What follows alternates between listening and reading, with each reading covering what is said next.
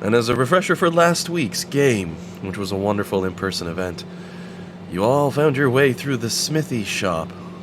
I'll have to move one of your minis back there later so you can fill the map out, since we played in person. And Dan got to bring his colossal red dragon and drop that on the table. Inside of this library, which is twice the size on the inside. Not displayed on this map, I would have shrunk everyone's minis down. The players fought it, took it on, gave it everything they got, and managed to slay the beast, which is where we left off last week, as the mighty great worm, Dragotha, slowly fell to the ground, slain by the last attacks of the players. And as it dropped, with the last of its energies fading, it glared toward the party with fire burning from each edge of its mouth. As it choked out, "Audacious human mortals, you will destroy this library." And unlike your standard dragon, which would leave a corpse behind, this one slowly turned to ember and ash, their body twisting, churning, and turning, as it becomes dust on the wind, which is a great old school song, leaving little more behind than a pile of ashen residue on the ground. Within this gigantic library, where once a mythically powerful dragon lay. A library that the players also discovered in that lovely in-person game. Seems to contain every spell ever made for Dungeons & Dragons. 2nd edition, 3rd, 3.5, yes, even 4th, you're not forgotten. 5th edition, and the DM jokingly added in, and 6th edition as well. It's not out yet, but you know, if we're going to go all out. And I did warn John out of character, if he tries to pull spells from 2nd, 3rd, and 3.5, they go through me and I rebuild them, and they take a while. They take even longer for his character to learn. He brought one up, and I was like, oh yeah, that one there, which gives bonuses to your stats, permanent bonuses. That actually has already been converted to 5th edition, as you can see over here, and it's really not that good anymore. It just gives you, like, dice rolls when you need them. And I'm sure at that point, John was like, I see, there's going to be a lot of nerfing. But that's 5th, that has a lot more hard limits, and there's very few things that'll increase your stats on the permanent. So, that was this mythical library. But he didn't even get a chance to pull a book off the shelf. You had to kill a dragon first for this stuff. Yeah, for the record, I first asked him about the spells that, like, temporarily gave you +4, I think it is, to stat, and he's like, no. Yep. Specifically, I was like, yes, they already did it, and he was like, damn it. But that was a no. You know, me being clever like that is technically a no. Most spells that'll give a permanent boost to your stats just simply won't anymore. Great example is Wish. You used to be able to just pump it up +5. But that's because stats didn't really have a cap. But I wouldn't worry too much about that. Having a 30 in this game versus the standard CRs you're facing for your main scores, or close to it, makes certain characters on the team into Ginsu knife blenders, right? You know what I'm saying, Jillian?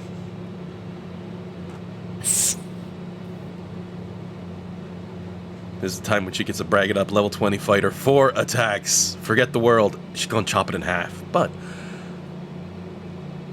you find yourselves in this wonderful place, and John, I'm happy you were able to make it on for today's game and didn't have your schedule offset, because really, I did tell you there was a wonderful prize awaiting. But there are 2 doors to the north still in this room, as mentioned. The south door here is where you came through, and I'm gonna take Jade and move him because, well, Dan gets the blame for having that dragon mini, so you can see what the map looked like in the other area, including the teleport circle that brought you here. And I put you back where you were.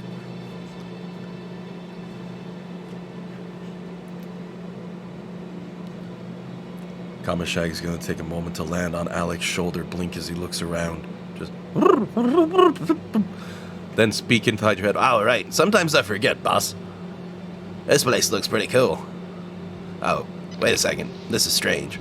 Are you telling me my internal voice is still an imp? What the hell? I mean, I don't think you had an internal voice until you were an imp, buddy. I think it's always been you. Owl blinks a few times and tilts its head to the side as only an owl can. Then shrugs his shoulders. Doesn't seem to mind. So, in this mystical library of legend, after having a fight with that dragon and while monitoring your stats as well, unfortunately, Bellamy begins to fade once again. She looks up, looks at the team, gives a big smile and a peace sign quickly on her hand. Ooh, pardon me. Before disappearing.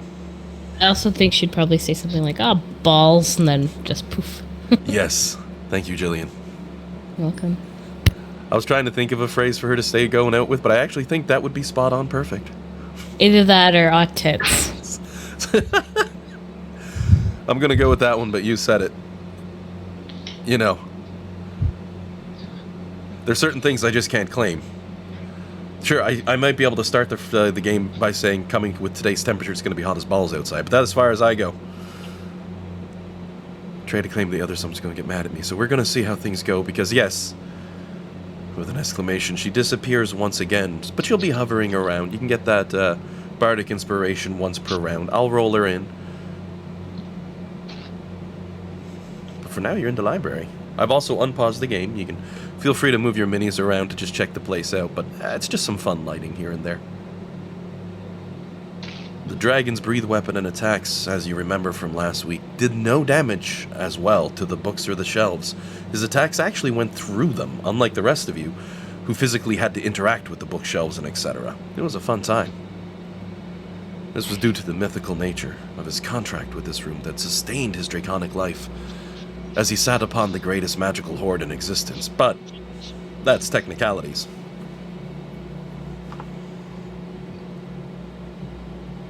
Sorry if I'm a bit quiet, I'm currently clearing up dog sick. Oh, that sucks.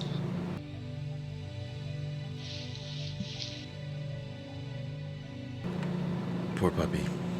He didn't realise he threw up when I said that he's just been sick. Convenient now that it's already gone. A likely story if you ask me, Jillian.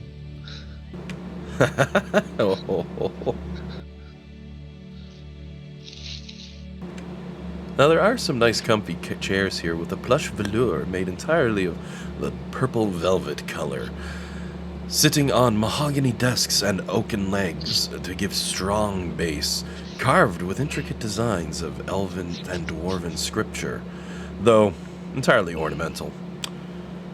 Anybody doing anything specific? Anyone gonna check out any of the books that are listed? They are organized in a very specific system, alphabetically, and by class level, or by spell level, going all the way up to 12th level. Alec would like to check out primordial spells to see if druids have always sucked quite as badly as they do in this edition. If you took an hour, I could count this as a short rest, by the way, if the team wanted to take one, given the battle you just had. If you I was just going to say hour, that Flux will be napping while everyone's doing the spell stuff. pulls one book out. The Art of Fighting. This might be handy. Open it up. Oh, it's actually a spell. Never mind. It's about as close as we get. This prize, not for Flux.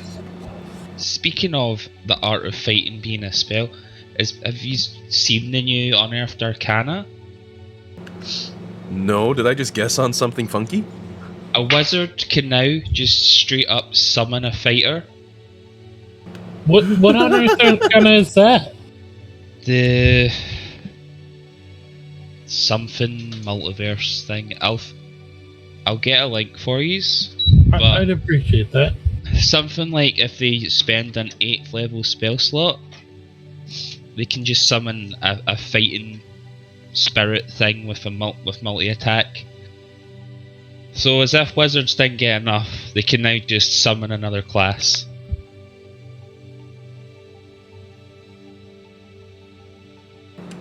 My word, that's just... no. Why not? I want a pet fighter. It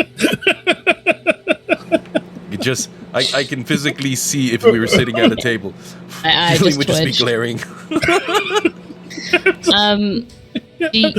So, Alan, would you say I still have my potion of vitality on? Oh yeah, that was only Active? recently drank, so you still have that. Okay. So max HP. Give me a second. I'll have to figure this out. Max HP is 15. So, I'll take my short rest. Or wait, I think I already took my second wind. Too late now. I've already refreshed. So I won't take my second wind.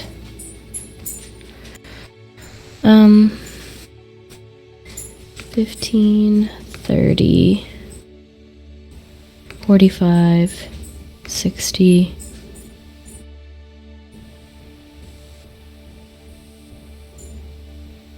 Six, 85, right? 100. You doing jumps of 15? Let's start with 100. Yeah, because that's my max. 90. It's not my 100. max hit dice. Oh, it's 90? Gotcha. Yep. Okay, so Sorry, I'm at 90. I heard the numbers going No, up, no, and I'm counting at the same time, that and it is- shifts, and it's like, wait a second.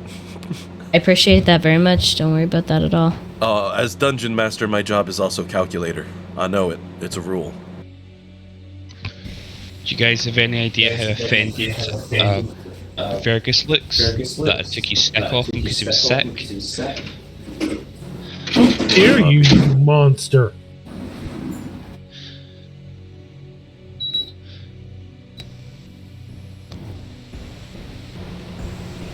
So, John, let me ask. As the players are starting their short rest, what's the first set of spells your character would be checking out on the shelf? I mean, he'd probably just grab the closest book. He'd want to go through them all.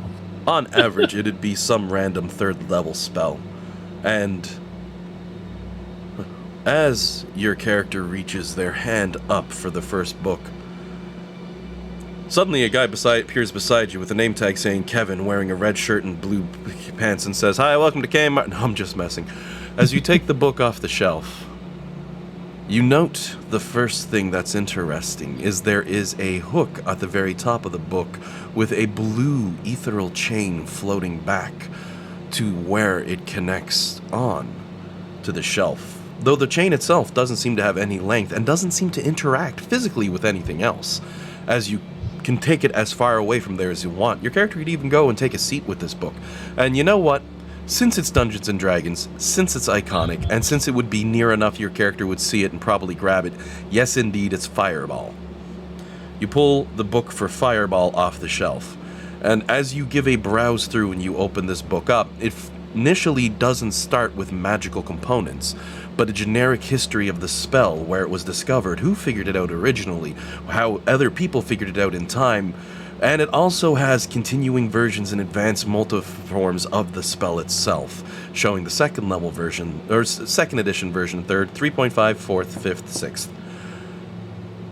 All seem very standard for that spell, not too many differences. You even see the magics as they were, and then you see the magics well further back before your time, when the true spell plague, a millennia ago, shattered the world. These changes recorded, caught, and tempered in the magics listed here. It's all also in a rather familiar handwriting. But outside of that, nothing else happens. No jumps, no scares, no nothing. It's a wonderfully written masterpiece that certainly solidifies this spell. You could make spell scrolls from this, learn this spell no problem, etc.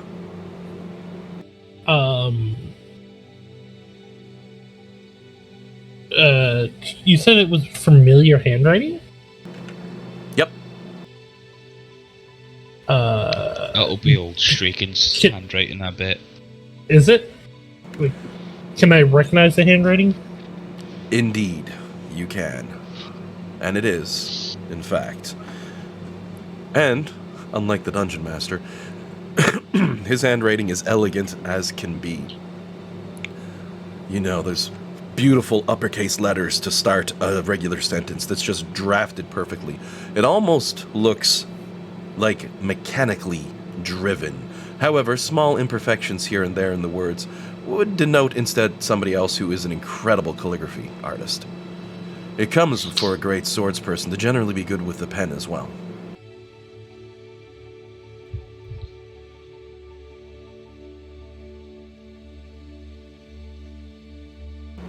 As mentioned, spells from technically 0th level, as it has information on cantrips, all the way up to 12th. You grabbed one randomly off the shelf, and that's what you found. It took a few minutes of your time. Checking out any other spells.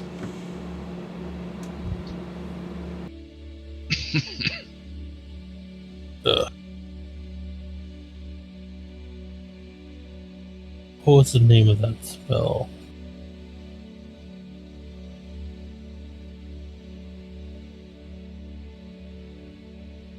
And let's be honest, anything 9th level or lower, you probably have information and access to. If you're looking to convert spells over to this edition, that would take a considerable volume of your character's time, even as a scribe, if not for that. Oh, Mage Sword. I know that old spell. Let me take a look here.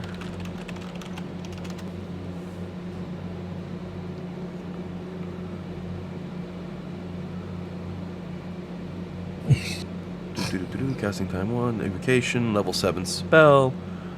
Learn to Shimmering Sword on Plane of Force.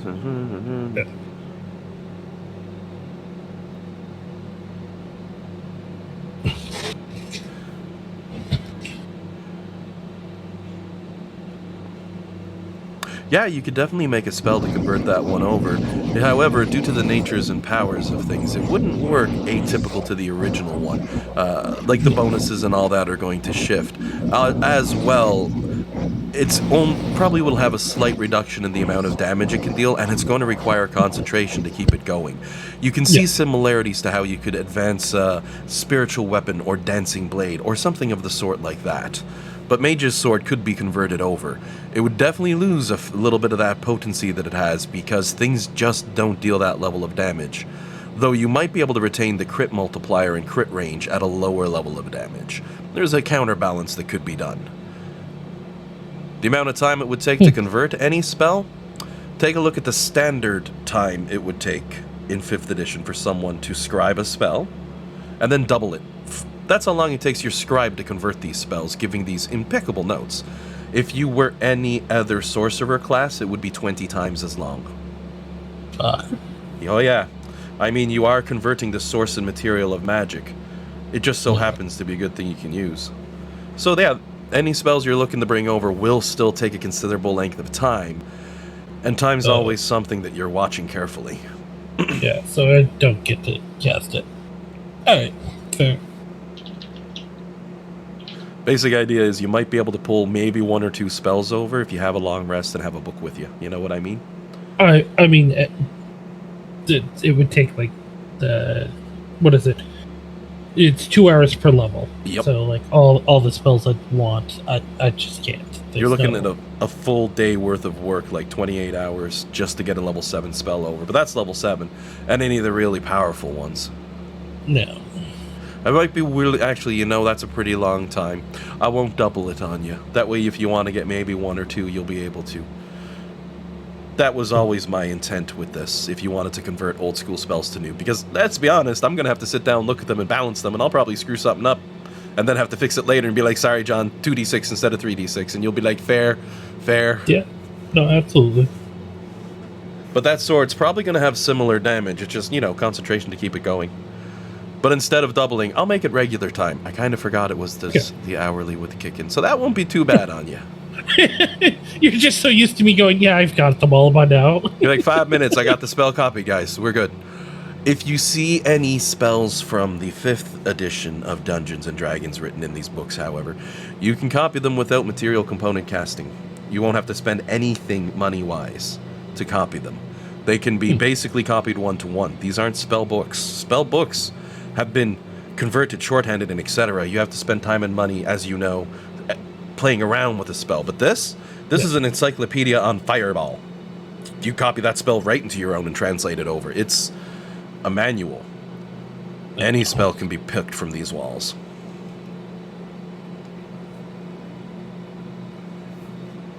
All right, Dan. Jade can read magic as well, so I mean, anybody can read these books, don't get me wrong. But there's... Yes, but I can't learn new spells because cleric.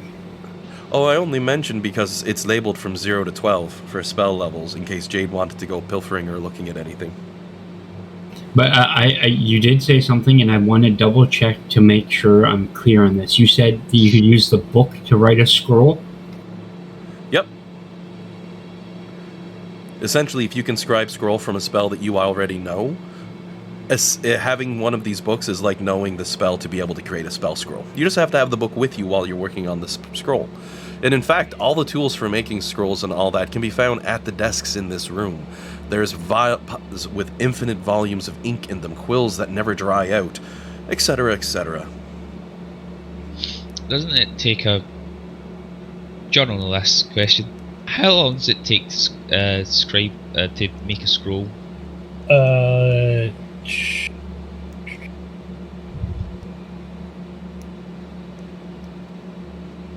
I am answering your question with a picture.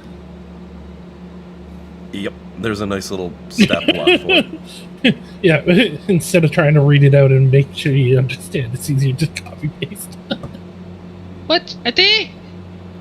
Jesus. Ah, but here's the nice thing about this library. It eliminates the gold cost. Sorry, Jillian, you go ahead. No, it's okay. I can tell him in person. Okie dokie. Yeah, like, I personally can do it at half the speed, but I'm going to learn Mage Sword because I really want that spell. It's a nice one. It's an improved version of stuff. I'll also take a look around and see if there's ever been a conversion on it or anything as well. But once your character has the chance to work on one, we can convert that one over. Yeah. Make a custom spell just for your character. Nimbar's swords, whatever. Nimbar's sword? Actually, let's be honest. He would probably call it Flux's sword. Huh? Nimbar be like, I have the perfect name. I call this spell the Flux Capacitor. And immediately a card just appears in D&D and it's like, copyright infringement. Don't you dare. And disappears again. The spell contains only a fraction of her power. Well, I mean, yeah, Well, we have a base design for the spell.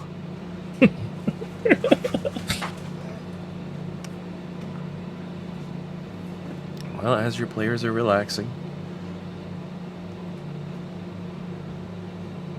Anything else? Sorry if a random cough or two gets through. We both got COVID. Oh, sorry to hear. Yeah, we're on the tail end of it, but yeah, it's been a really shitty week, guys. I'm not gonna lie. If anybody, I was just saying to Dean, I think yesterday, or the day before, if any of my coworkers comes to me on Tuesday morning and is like, "Oh, did you enjoy your extra week off?" I might drop them. I'm like, I had a fever for 3 days. I sweated constantly. I got about 8 hours of sleep put together. I did not have a good time. I'm so sorry to hear that. That's big oof right there. Oh my I'm word. feeling more or less normal. Dean's still fighting a bit, but I'm pretty much back to myself. Just a little bit of phlegm to clear up. Oh, and I lost my taste and smell, so that's been fun.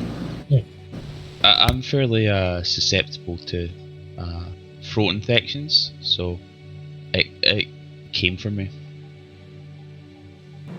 That's rough. Oh, sorry to hear, guys. Glad to hear you're both on the mend now. That's good, but sorry to hear. That'd be a rough week. Cheers. We had a close contact, so I'm hoping we're not. So. Yeah. Well, it's that that wedding we went to. Apparently, Jillian was saying Everyone got COVID at that wedding.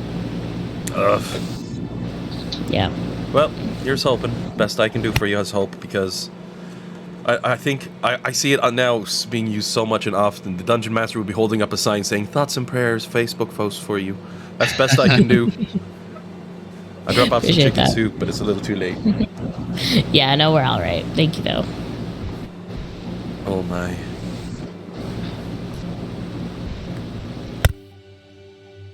Alright. I thought So for the reason why I asked you how long it took to scribe the spell scrolls, I thought it took like...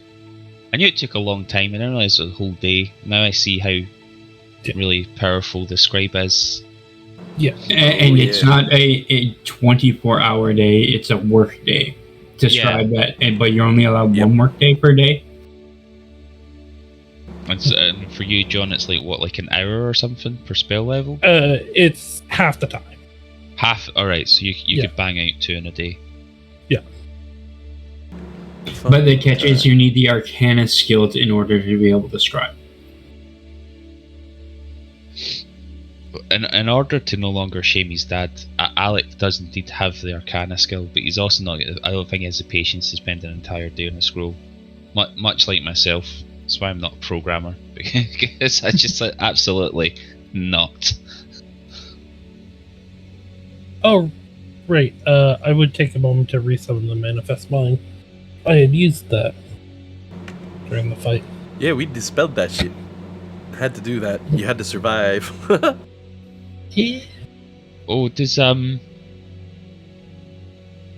Does anyone... I know I heard hit dice being rolled while I was taking the dog sick out to the bin, but does anyone need healing or anything like that? I think we all do. I'm back at full, and I got all my stuff back, so I'm super good. Exclude me from whatever you need to do. That dragon fight was brutal. It was fun, but brutal. Okay, alright, I'm just zooming in here. Oh yeah. Okay. I see some heart fellows. Bum, bum, bum.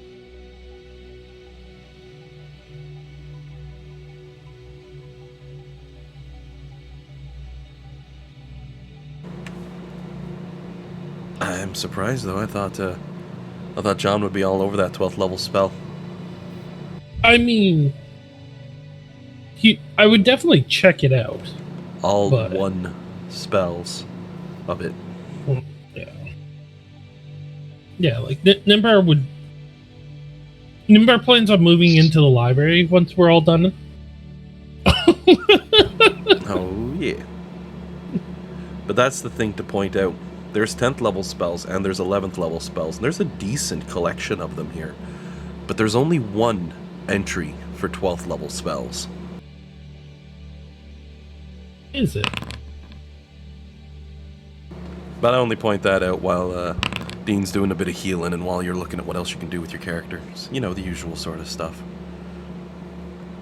So that's 70 points to Jade and 70 points to Nimbar. Thank you. I tried so hard to make Jade's life miserable in that fight, it seemed, with that dragon, just constantly knocking him down, grappling him, tossing him around, and still, he'd just be like, nope, massive damage, over and over and over. It was fun watching those dice roll. I'm just leaning up and my head's doing the math, 2, 4, 8, 16, 20, 24, 28, 29, 30, 30, as I'm counting the dice dots. It's in these high-level games, I've never been noticed how we are so spoiled, thanks to Foundry. Thank you, Foundry, for doing that math for me. Oh my god. Oh, yeah, it was a bit of a... Just out of curiosity, is the 12th level Curse's avatar? Of course, it's the only known spell in D&D of 12th level, and your character would never have seen it before because it's been... That was 2nd edition. Yeah, it's all but struck from the world. What's it called, John or Alan? Curse's avatar. Curse. How do you spell that? Curse's. Oh, I'll toss it in. Okay, I'm just curious about it. I don't know. Yeah. Oh. You know what, I'm going to, since you're all still in there, I'm going to pull Jillian's token over to the blacksmithy area so she can see that. You can all see that room. I'm deleting the rest of you off. Okay, I think I might need to refresh or something, because I can see blacksmith room, the room where... No, what it is right now Flux is in the blacksmith room, which is why we can see it. The other thing we can see is There's the flying sword right Sorry. here. Right. Okay. I just get zoomed back to where it's supposed to be. All right, Yeah. so John, you get another 13 points of healing. Oh, thank you. And that's.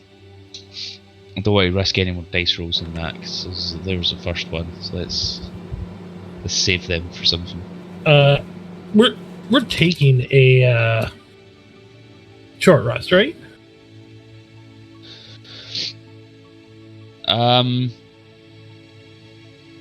I think Alan was saying some of this counts as a short rest, depending on what we're doing. Oh yeah, you're taking a short rest in this area, so long as you don't do anything strenuous. Reading books, that's a short rest. It also gives a chance for you all to heal up and chill and all that. Though,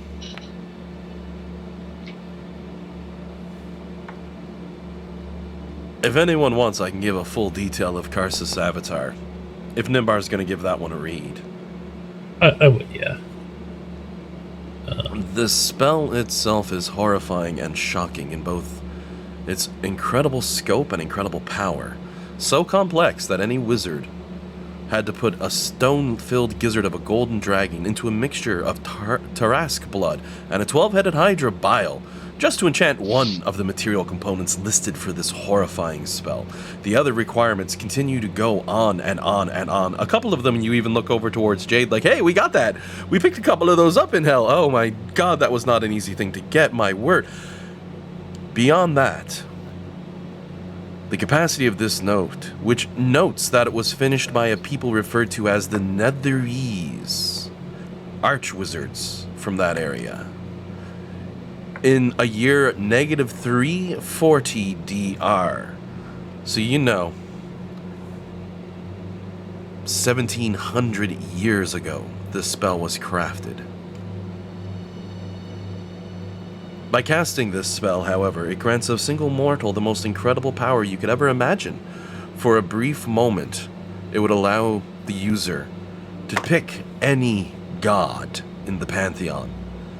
And then, at that moment, they would replace the current god with themselves the moment the spell was completed.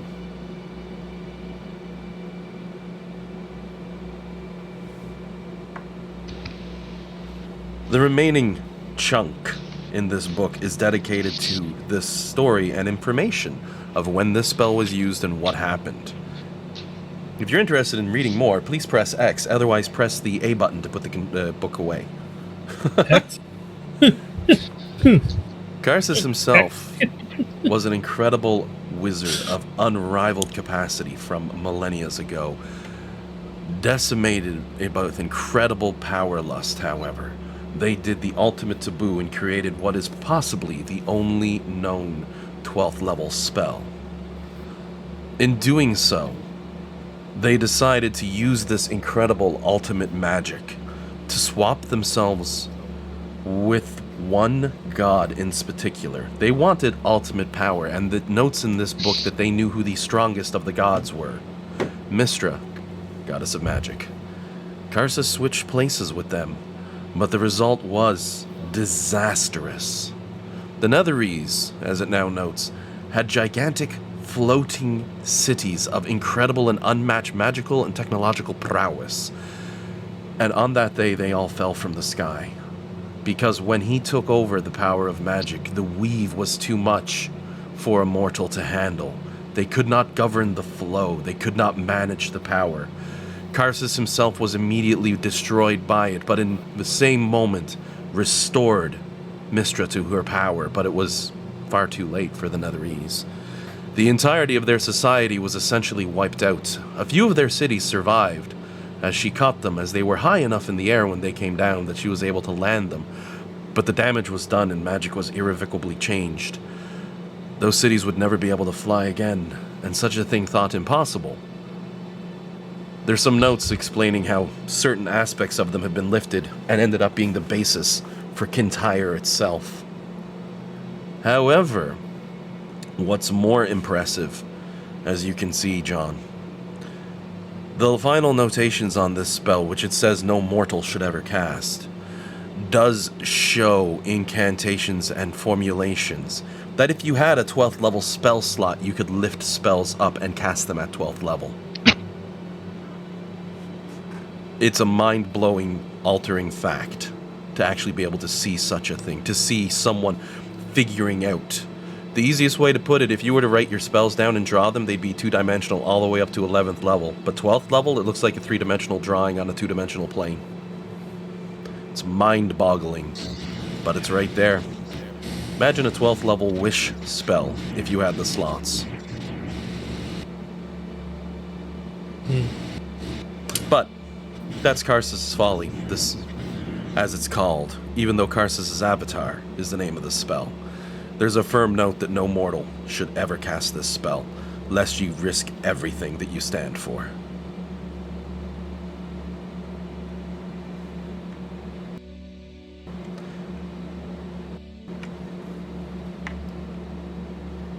Also, totally not made up. That's pretty much the actual history of the spell and a big chunk of D&D lore.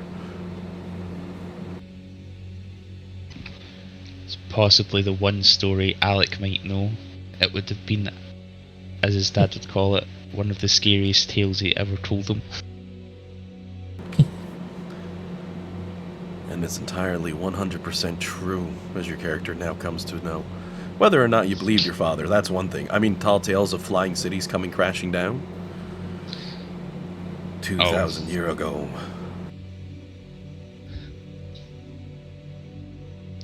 I'm just...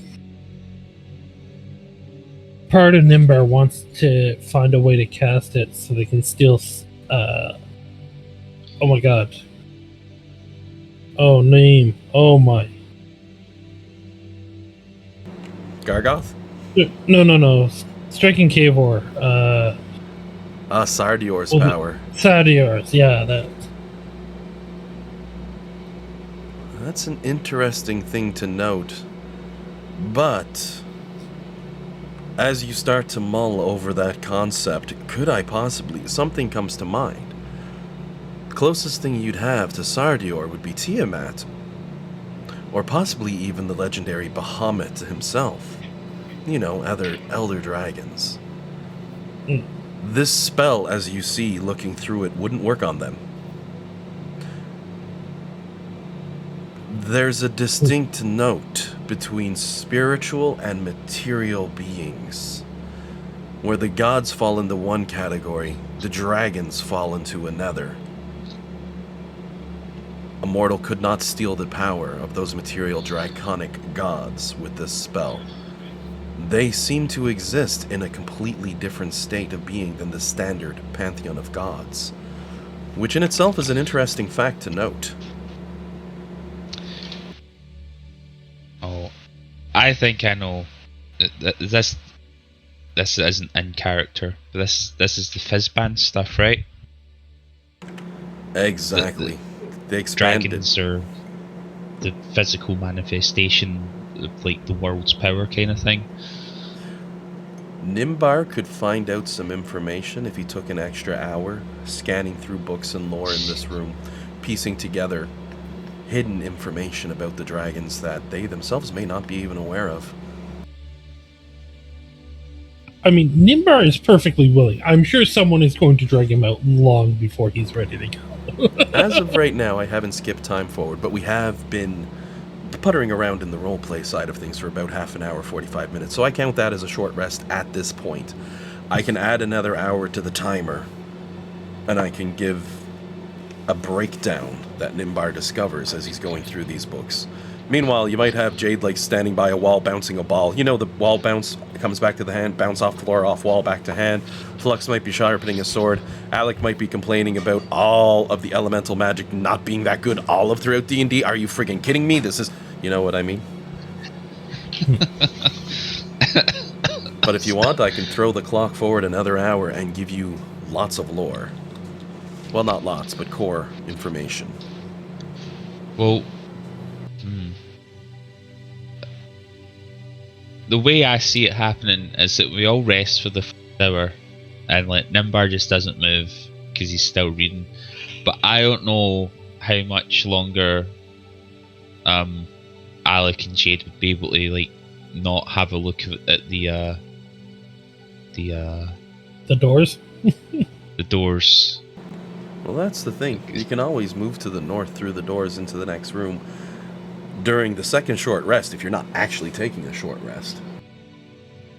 Yeah, because there was the big engraved door, right? Yep, the two The, doors at the north have yeah. the insignia of Straken's family crest, just an embossed letter K on either of them. Yeah, because I don't think Alec even took the first short rest. He was just, as you say, going around complaining, going, "Oh man, look, fire as an element. Why can't we do fireball? Doesn't make sense." The absolute worst of it is when you get to a point when you're reading up and it says there's a theoretical divergence thanks to the light of the moon that they believe a druid will someday be able to truly emphasize an undefeatable killing machine. Should they choose to go such a barbaric route with their transformations, they'll be able to access. And you're like, oh, damn it, it's just the moon druid, and you throw the book aside. There's a whole spell list here for a wildfire druid. Where is the fire spells? Flameblade? We can already do that. Oh. Well, I'll tell you what then. I'll skip it forward an hour. And Dan, well, I should say the remaining party members as well. Anyone moving on to check out the other room while Nimbar's checking this one? Yes. Yeah. I'm going to unlock the doors because surprisingly they're not locked and they're not trapped. Oh. Are we going to go for opposite doors, Dan? Or should we stick together? You can pick. Curiosity kills the cat. We go opposite doors. All right, go ahead and open them at the same time. Walk right on 3, through. 2, 1, go.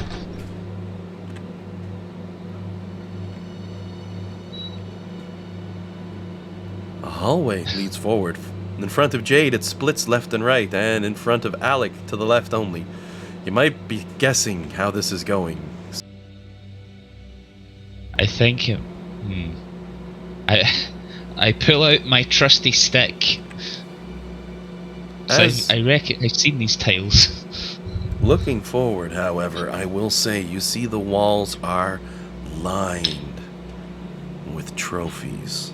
Different styles and designs. Suits of armor, helmets off of things, swords crossed over each other. The skulls of some ferocious monstrosities, a few of which you've never bumped into yourself. Odd artifacts and a number of things. However, I will say as you're looking through, to save you the minute, nothing radiates a magical aspect at all. Little more than a trophy hall. Well, feel free to walk forward. You can do all the perception checks and etc. you'd like. And while you're doing your rolls, what John begins to find out about the dragons is very important. You come to learn of the single most important fact of dragons is that they predate everybody, including the gods. The notations in one book that you find make reference to what was called the First World, confirming that it existed, and it was a wonderful place of the material beings that existed. In the beginning of it, there was Bahamut and Tiamat, who born created the metallic and chromatic dragons in this world, beings of material aspect, which explains why dragons permeate the magic of the world in such a way, why their breathe weapons are so devastating, tearing through some of your magical shields that you put up. They're a completely different form from everybody else.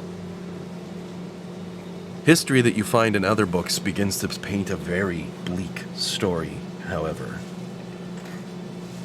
We'll get back to that, though, as the guys probably are looking forward to doing their perception check rolls and seeing what they can find in this hallway. We'll do some back and forth on this story.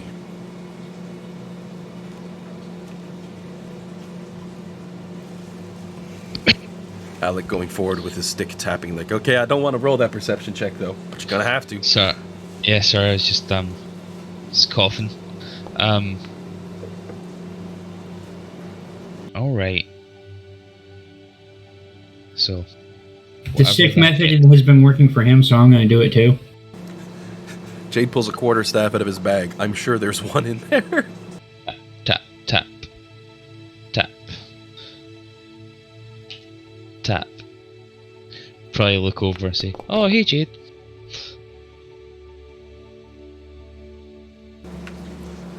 One interesting note that you find as the gentlemen move on through the hallway with their 32 and 31 perception checks, they find nothing of note. The hallway itself continuing on with more trophies, more awards, more rewards, notes, signed documents, and you can see as you're going, ones that are set all across the northern wall here. Before you make it to the bend, are peace treaties between the elves and the dwarves, the orcs and man, between everyone, essentially. Signed across different dates over the course of a decade. The greatest treasure that this city ever produced, it would seem, is a world of peace before it was taken from them. Nimbar finds in his a little note at one point in regards to the First World. And it says, "My father would have an interesting quote of this, that poets do have a way of editing and exaggerating, and he remembered that the time of the world was one big, boring, patience-trying dilly-dalliance. A lot of hurry up and wait," as he would say.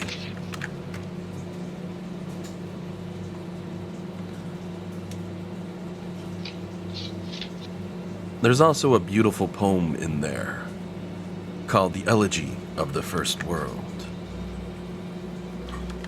I'll put that into the chat I'll put that in as a handout. It's pretty long. You can feel free to give it a read over if you'd like, but just adds to the mythos. And my message is too strong. Oh, the Discord limit. Yep. So let me just copy out some of that. There we go. Send that through. Send the other half. There you go. It's a long poem, but though many worlds had... Oh, sorry? No, it doesn't matter. I was just going to say, I really wish Discord would tell you where the last character is, so you know where to cut. They don't quite give you the chance, which is a bit of a pain. And also, it they lined can't out do that because then you won't boost the server so they can get money off you. Yes. Because then you would know exactly where to split your messages and images and everything so that you could do a separate post. Whereas if they don't tell you, oh, well, I don't know, I might as well boost the server so I can get the bigger file in there. Yeah. Sorry. Yeah, you're probably not wrong.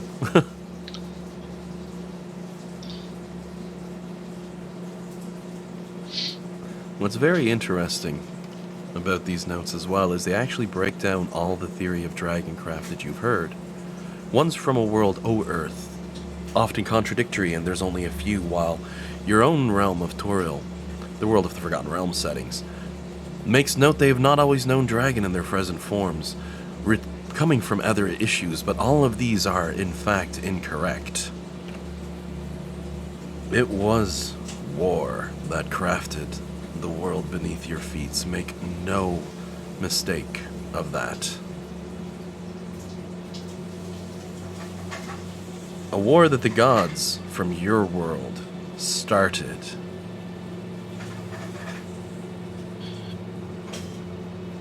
So, gentlemen, as you're making your way down that halls, any other checks?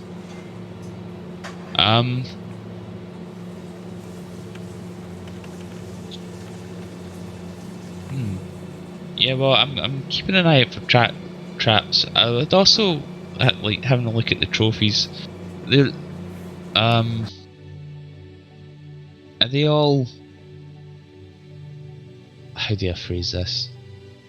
They're all like it's not like, say, like a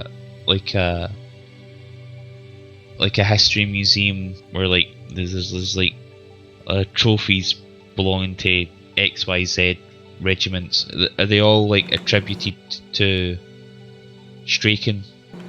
They're all like his trophies. You'd probably assume, because they're not labeled, and the majority of them are fantastical monsters beasts. No hunting trophies or anything of that nature. It seems to be things placed up that would have been one hell of a fight.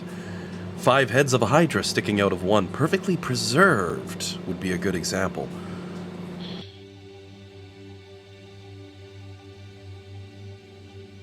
We do know they have that technology to preserve because of the crystal we found. Yeah. Is there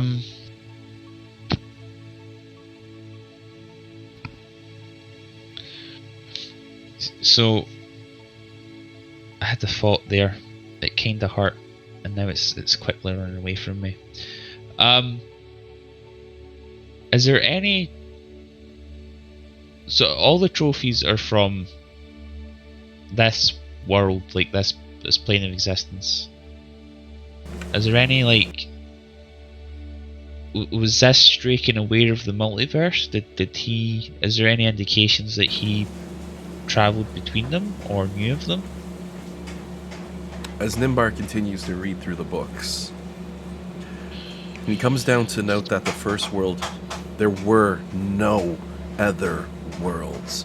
There was only the first world. I'm doing a roundabout way to answer your question, Dean. Yep. Thematic way. And in fact, the dragons permeated it as material beings, but then the gods came, spiritual beings, and they demanded this world. They demanded the power of creation that was found in the first world. And they were denied it by Bahamut and by Tiamat.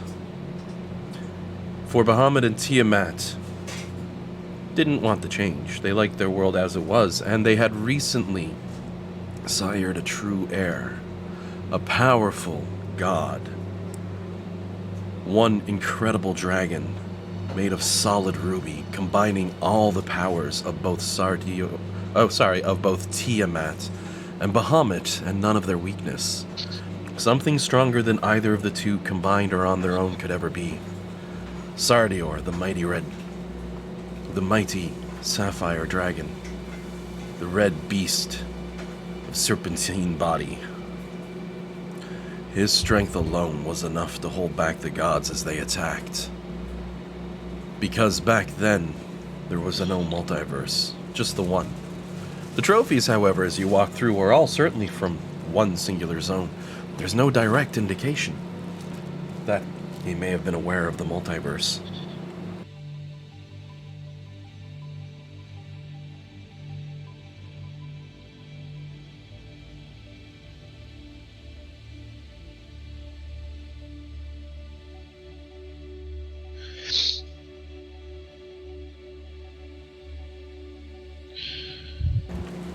There's still the hallway with the bend at the end, if you want to continue forward.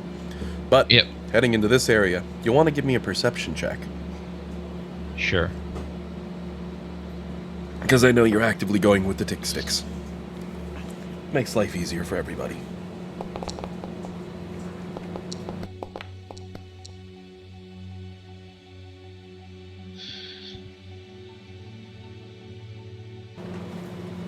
As you round the corner, it's more of the same, though the majority of the trophies switch over to documents on approvals on making things better, on how things have changed, rewards for improving cities, starting up things.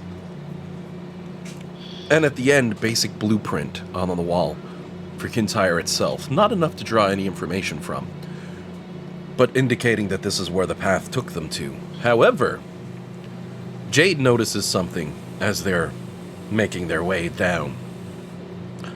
The stone wall at the end here has a secret door. As Jade approaches to examine, Nimbar flips through another page in another book, looking up references on Sardior and how he held the gods back. And what he comes to learn is that Sardior directly did not. Sardior created as well, in the same way that his parents had taught him to do, and created the gem dragons, powerful beasts, strong and mighty, psionic in nature, very rare, almost never seen in your worlds, if seen at all. He went to the gods during the war, and he told them to stop. He requested their peace. And they refused. What ended up happening were the gods cut Sardior down in a moment when he was not looking upon the world, when he was offering a hand of peace to them. They destroyed him, tore his very essence apart, used his power to overtake the first world and shatter it, binding the power of creation to themselves. And from him they drafted the entirety of the multiverse, breaking him infinitely to create billions of worlds. In fact, I posted a number a very long time ago in our campaign, up in the billions. You remember? I said exactly how many multiverses there were. That number is once again listed in the book as the number of splits to Sardior's power. They created the material world and all that exists within it off the back of his strength. Tiamat, unable to take the loss, banished to hell for it, while Bahamut, sad and broken, moved on to continue to support the dragons, knowing they'll need everything he can provide now that their home had been taken. And Sardior was never heard from again.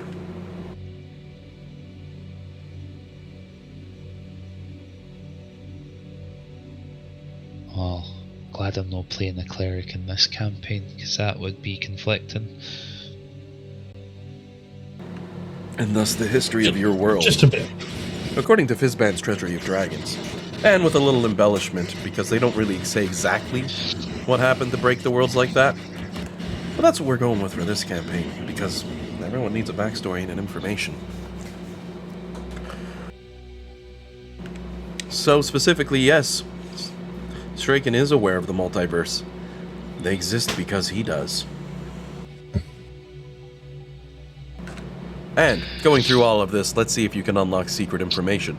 Go ahead and give me that Arcana check, Nimbar. And meanwhile, Dan, while he's getting that roll ready, how do you approach said secret door with Jade?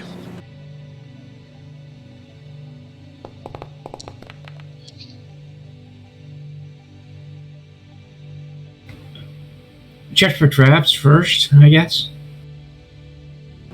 Alrighty. You give me that check. And while you're doing that, Nimbar, with a 31 on his Arcana, is able to discover one other piece of information. It references the gem dragons and says, unlike the other standards, there were in fact 6 core colors, not 5. The closest to Sardior, his right hand, was obsidian, and they begged him not to go through with what he wanted to do.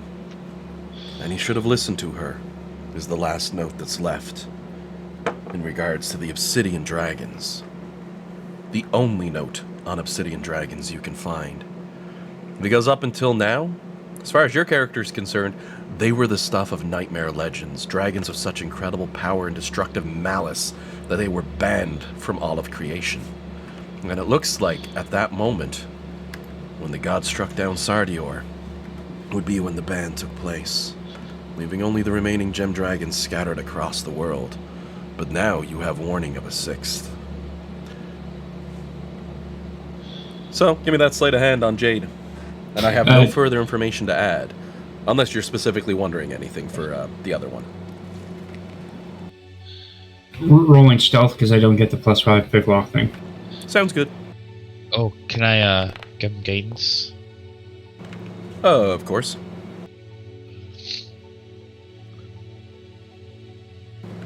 You go ahead and give a guidance roll on top with that one there. With a 31 total, you don't see any traps in the door, and you could very easily slide it open.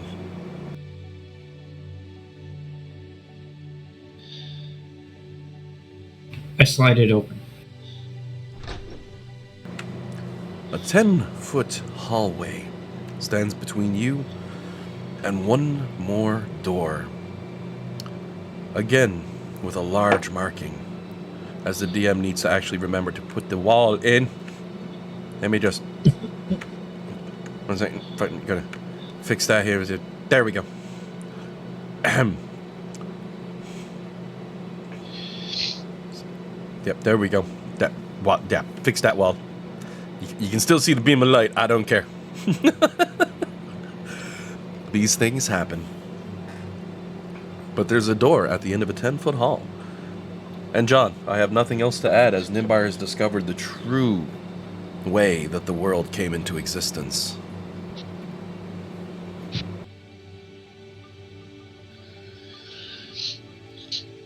Well, I will tap my stick, cast Detect Magic, and then go find where the other two have gone to. Oh, dude. Until you leave that room, you're almost blind. The room just is pure magical energy from edge to edge. The books themselves radiated conjuration, evocation, and abjuration magic. You can immediately tell as well the moment you cast. All these books, even though they're physical objects, they're also magical in nature. They only exist as summoned capacity. And the energy radiates into the floor, following where your two friends have gone. No, quick question. With the Detect Magic on, when the dragon died, he said you will bring ruin. I kind of suspect, and I'm wondering if there's a way to tell, with him passing away, will this room eventually lose its magic properties and thereby destroy the library? Doubtful? This dragon was sitting upon it like a horde. In fact, if Nimbar said such a fear out loud, Jillian, if I could be so bold as to lean on your character Flux, she'd find it comedic because you are aware of the power a horde will give to a dragon. Because, I mean, come on, your character's my dragonborn on the team. I love it. It's cool. The dragon was drawing power from the library, not the other way around. That you can confirm. Yeah. Okay. So she could abate all of Nimbar's fear in that regard. Destroying the dragon has had no effect on the library. I'm just concerned by his words that we will destroy the library. So, you're putting the books back on the shelf and following the guys? Yeah. It would be really unfortunate if Nimbar let us go off unsupervised and we're just like, hey, what does this switch do? Click. Library goes It just, yeah, click, click, click, click. Nothing's happening, Jade. Click, click, click, click, click, click, click. The honest truth is, I'll be straight with you. Of course, I'm not going to destroy the library on a whim, John. Like, that's a reward. Oh, yeah. Absolutely. I'm just kind of curious his wording. But you'd have no trouble making it up to where the other party members, minus Jillian, who's probably relaxing on a chair at the moment. If Flux is just chilling on a seat, I'm going to be honest, Bellamy's sitting across from her, but Flux doesn't even know it. Bellamy's having a full-on conversation. You can even see it at one point. You're the best listener ever, Flux, and Flux just happens to go, at that moment for some reason.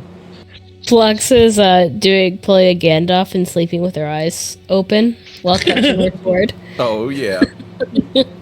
I think my owl will be absent-mindedly grooming Flux, which sounds creepy when a player says it, but he has an animal spirit. Yes. So it's less weird. It's picking off some of her loose and dry scales. Yeah. See, now, if Dean said that line, it would have been creepy, but since you said it and it's your character, it's completely okay. I understand exactly where we're coming from. It's all about the description you use. Like, for example, the door ahead of you with a golden letter K pressed onto it. And a 10-foot room. Hallway directly ahead. You checking for traps on anything? Doing perception check for the room? Yes. I'll give him guidance, Bill. I have flashbacks to embossed doors and thinking, surely not. By all means, give me a perception check for traps as you walk into the room. And Dean, you can do that one as well, because I mean, it's, tap tap with a stick, both you side by side. Nimbar looking around the corner like, hey guys, what you find? And they're like, probably something bad. Yeah. I would still have the Detect Magic on. I don't know. and it's radiating towards the room in front of you. All the power that seems to be centering from the library that's running through the floor that I mentioned, you can see it going under the door. And with a 24 and a 31 on those perception checks, you can tell there's no traps in this little hallway.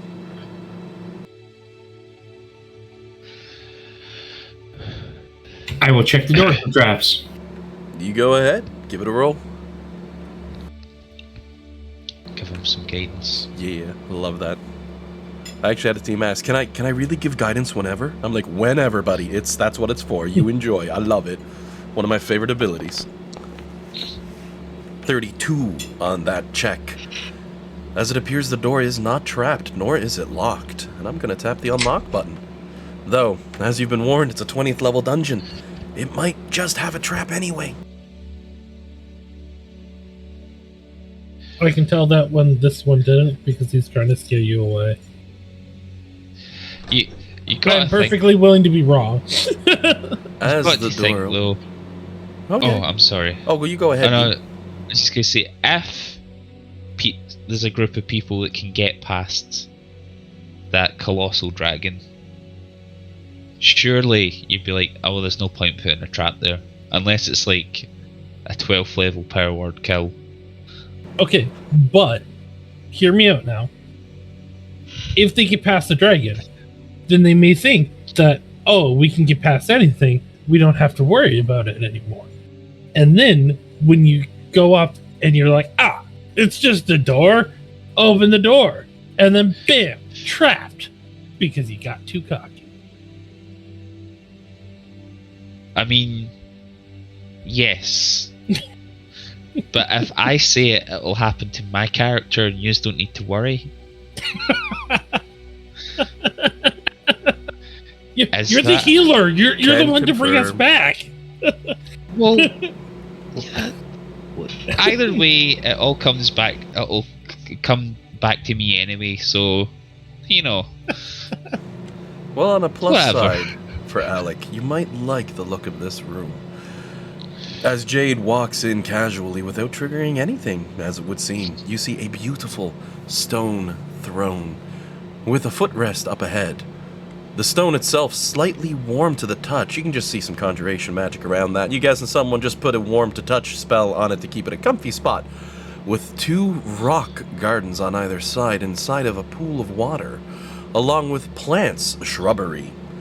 Though they have a magical aura, it's nothing specific. The plants themselves might just be magical, which would explain why they're still quite alive and quite in bloom, which might catch Alec's attention. But what's probably caught Nimbar's attention is the spell book sitting on the middle of a beautiful pedestal in this room.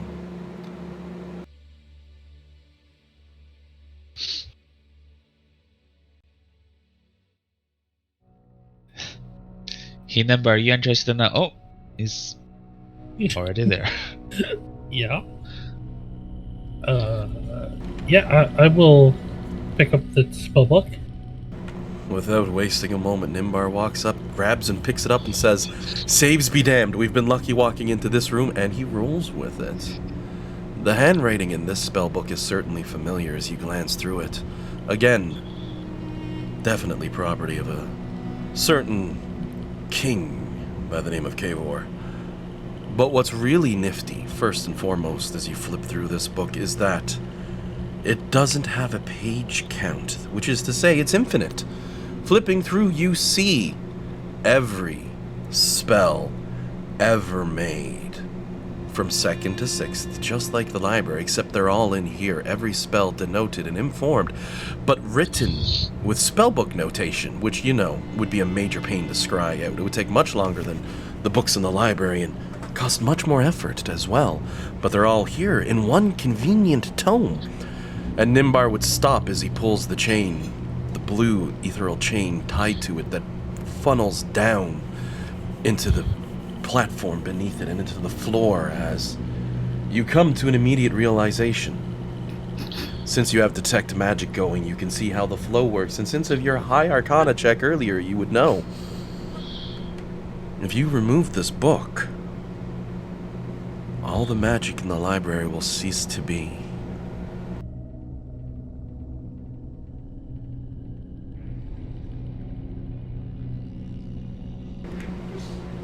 Every spell ever manifested ever in one place, in one book that you could use as a spell book yourself, maybe, for 5th edition spells.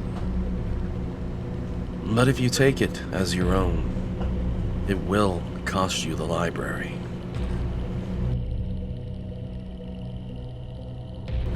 I told you, John, you'd love me and hate me.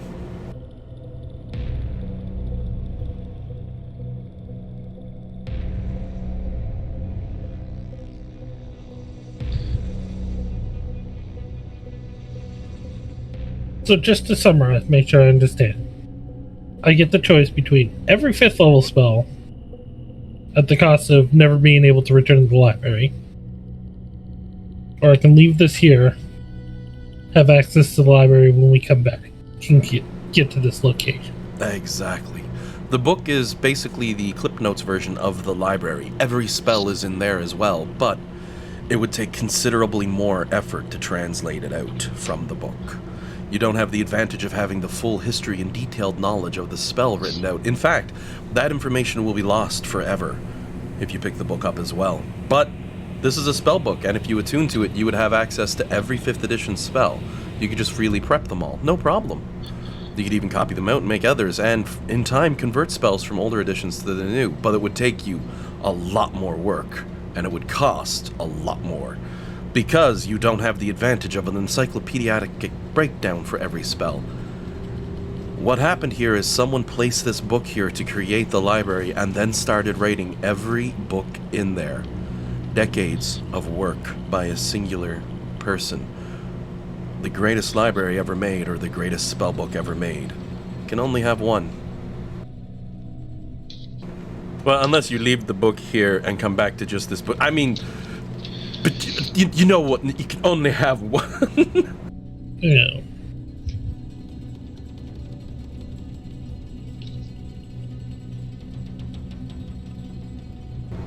While he's checking that out, what are the other 2 players in the room going to take a look at? I look at the shrubs and I say, "Knee." Do they move? That's okay. That's good. I won't lie, when he switched shrubbery, I thought of the exact same thing. I want to say like the plant laughs, but if you had that speak with plant thing going on, I'd be getting a kick out of it. It would appreciate the joke for sure. Unfortunately, I don't have it prepared. I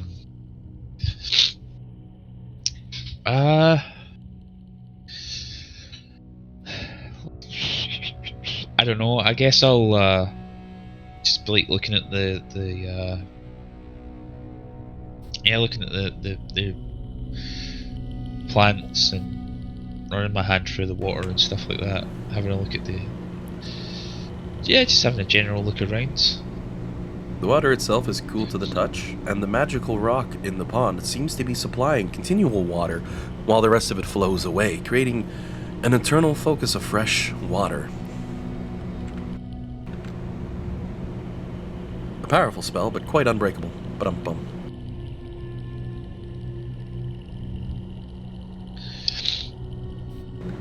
And I'll make a note that I'll add in. That book can't be removed past the door without breaking the chain, and the same applies to the books in the library. They can't leave the library unless the chain is broken, but that will also disenchant the book, so it will lose everything it has. Flux takes a look around and says, "This is a much better road to nap in."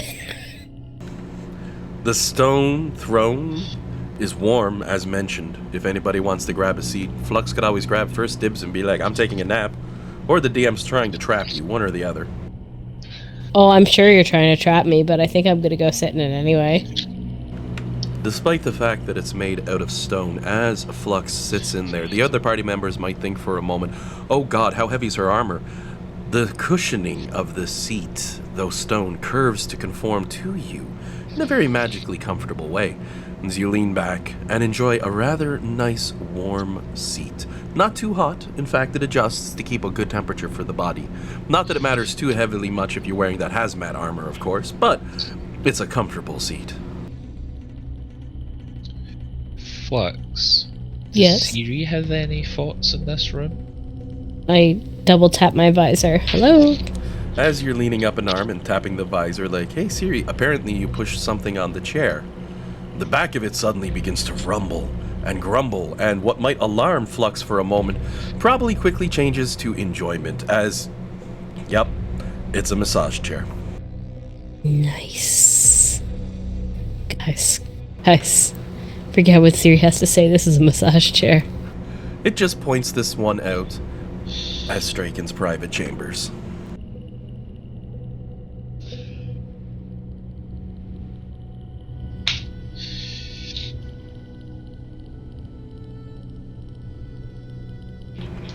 Because of the comfort of the massage chair, and since Flux is chilling in it for a few minutes, you get advantage on the next savings throw that you'll need to roll. You know, well rested and all that.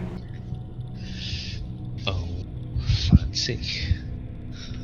I can cast Identify on this book. It's a spell book, a very powerful one. But you're going to take the time and cast Identify? Yep.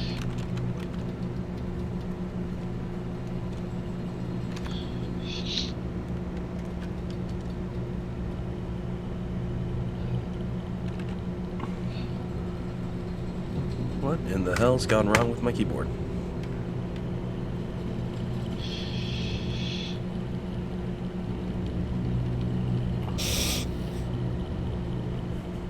It's like for some reason my mouse is like turbo clicking or something.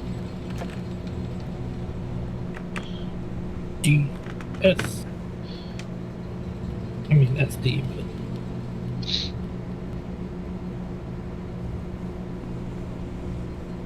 Yeah, I'm here to steal all the SD cards.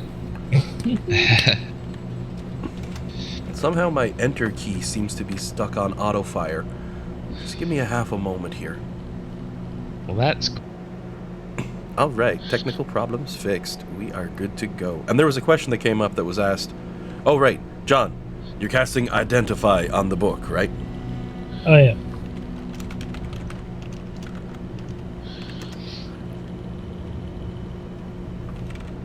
It is magical. Most certainly. Has some nice, wonderful properties as well. Would require attunement by a wizard. Contains every spell from 5th edition that you could freely use as part of it if you are attuned to the book, even if you didn't write the spells in there.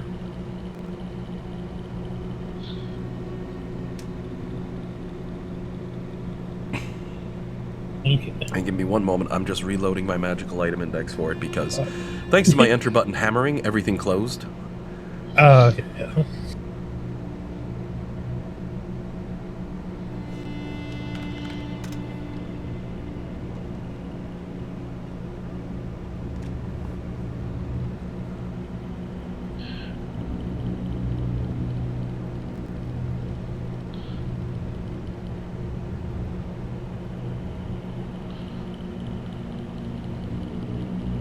Alrighty.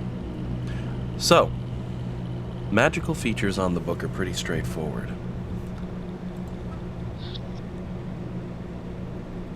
It gives you a +1 to all the difficulty checks of all of your spell saves. And on top of that, any spell that you cast of 7th level or lower is treated as cast as a spell slot of 1 spell higher than what you use. Up to a maximum of level 9. If somehow you figure out how to double a list of 7 up, I don't know. But you know, all your spells go up 1 pure spell slot by use of them.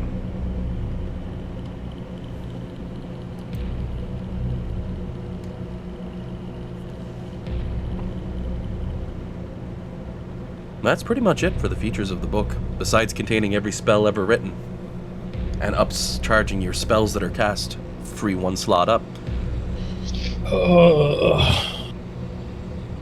And +1 to the DC on all of your spells. Tome of the Still Tongue is still pretty powerful. You cannot use this book for casting spells unless you're attuned to it, however. Let me point that out. You'd have to take the time to copy the spells out the old way. Or just attune to it.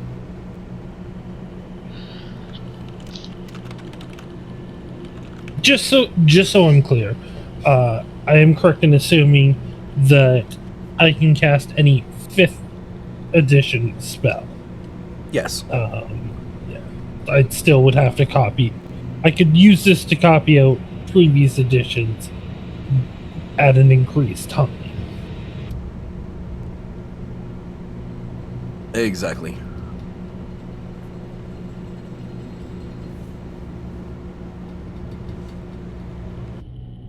Edition does not.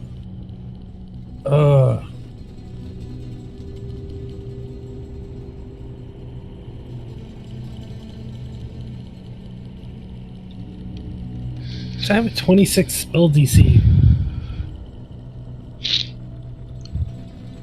I do not know. Yeah, I don't know really how to help you make this decision, my dude. The only thing I can think of is that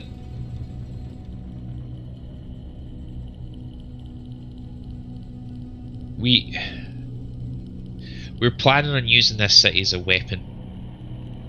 Yeah. We're gonna. We don't know if it's gonna work and all that kind of jazz, but we plan to warp it in, fire the main gun, and at a push, ram it into the obsidian portal or obsidian citadel, whatever. So. I don't.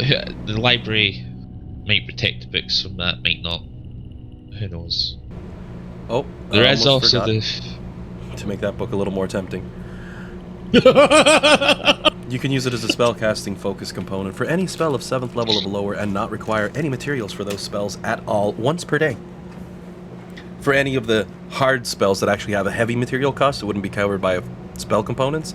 You know, like the things that are multi-thousands once per day. Everything else, no material cost.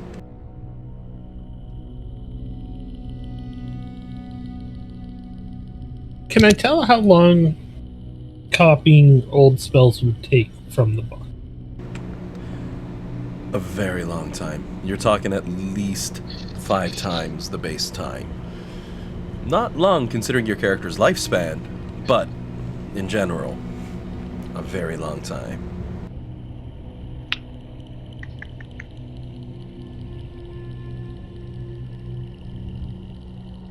There is also the fear that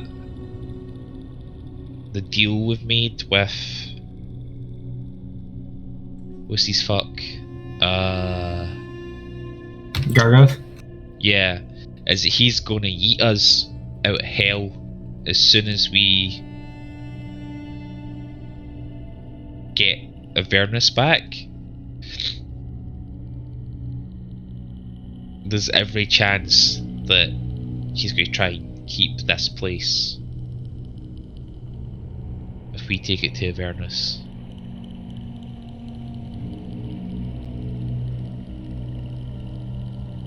I'm not trying to convince you to take it, because keeping the library intact is very much a thing that... The other advantage to keeping the library intact is while John works on one spell, Jay can copy another spell into a scroll, which then John can copy from a scroll into his book. So Jay can help cover part of the time in learning the spells from older editions. Oh, yeah. Since I'm thoroughly cruel, due to the fact that these things are even more efficient to write out of, their encyclopedic knowledge of the spells, I said they didn't require material components, you can cut the time it takes you to copy spells from the library, John, a further quarter past what it would normally take you. So instead of being half, it's now 16, I think. Someone double check the math on that. Oopsie. For the 5th edition, you mean? Exactly. While in the library. So essentially, if you wanted to grab a bunch of spells your character didn't yet have, any ones you were missing, it's a decent opportunity to do that. Yeah. Sorry, and they do or do not require the gold? You don't require to have to pay anything. Okay. It's the sort of thing you'd see a note, you'd be wondering, well, if I'm going to have to use a pearl, would I have to coalesce and powder it here? And there's a note. You can powder it, but only do this to 1/8 of the pearl, otherwise you're wasting... You're like, oh, okay, I don't need the spell component to test. I'm bending all the rules for the greatest library ever made.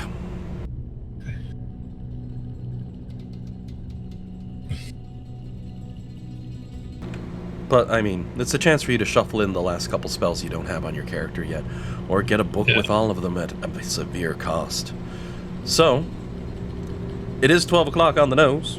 If we want, we can let John wrestle with this decision while we take a quick 15-minute break. Yeah, sure. Alrighty then.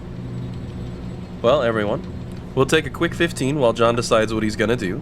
After that, well, there's still plenty of dungeon for the party to explore. Oh, and I will add, as Jillian, where your character was tapping on the mast saying, "Hey, Siri, what's up?" I will point out that it's notating right over here, not far at all from where the party is. If you're zoomed out on the map, I'll do that 2 or 3 times. 1 second. Okay, yeah. Would have been where the laboratories were near. I had to point it out. Alrighty. Gotcha. Well, I'll go ahead and pause the music. We'll be back in 15. Good luck on your decision, John. And we'll see how it goes. No pressure, John. Does your character want to be responsible for every spell in the multiverse ever? Don't worry about it. Just I'll stop talking.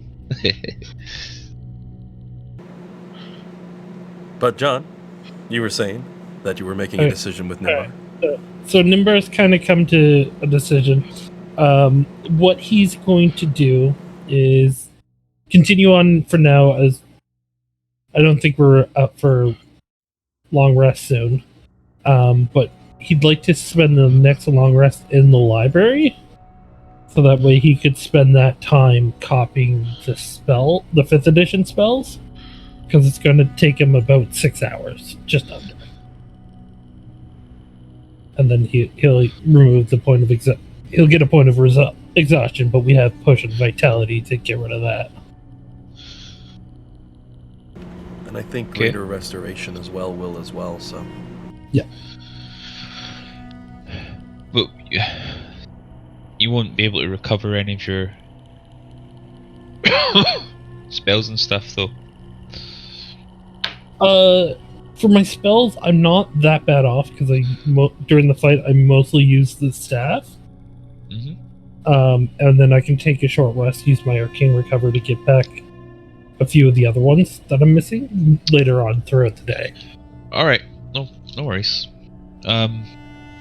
Sure, Yeah, I mean, we should be able to find our way back easy enough with Siri. Yeah, thanks to Flux.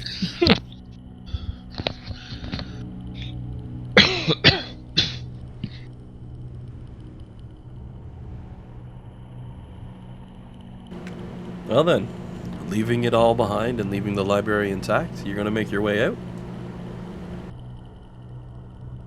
Actually, when was the last time we took a long rest? 12 o'clock at night. You're getting very close to when you can take the next one. It's 10:30 p.m. in game now.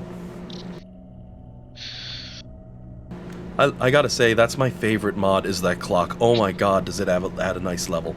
But... Oh, at around 12 o'clock. Yeah. 11 or 12 is when my potion of vitality will be expired. This is 24 hours. I took it right before we went up the elevator, which I believe was our last long rest. Yep. It would have been either before or at the end of your long rest, which would have been the end of the start of the day, which, when you take another long rest, it'll be gone. But if you get jumped during your long rest, it's still active. Not Okay, that's not good that to I'm know. plan to jump you during it, but if the players set them up, it's gonna happen. We know this. The info I'll give based off of Siri, I love that acronym. The teleporter here to the south, I'm going to start doing shift pings to polls, by the way. The teleporter here to the south will take you back to the blacksmithery, which is quite a distance to the north. The lavatories, as they've been called, though, was in this direction. Though Siri indicates going in that direction will put you further away from the crystal. As you recall, there were 2 paths you could take to leave in the next zone. Heading towards the crystal, however, directly towards the lavatories, if you head that way, is not directly towards the crystal. That's about all the info I can give out as of right now. There is more up ahead, but Flux is probably just waking up from that chair, having a much wonderfully needed nap in that massage chair.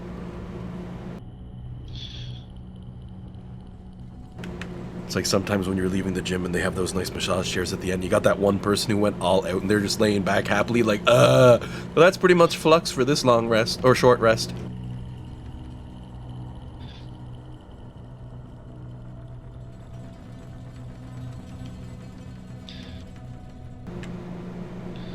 Oh, and I do see, Jillian, you did get kicked out of Foundry. I don't know if it's still showing on your laptops. Oh, when did you flip I? to close. Oh, I'm sorry. You might have to F5 Yeah. to get back in.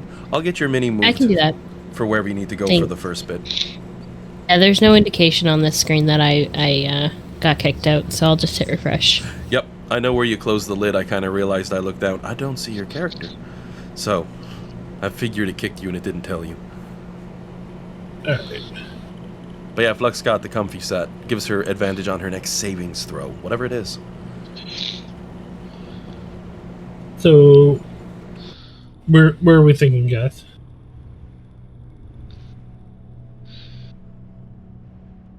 I'll save you all a minute on this one, and I'm going to grab all of your tokens, and I'm going to move them as a group back into the library.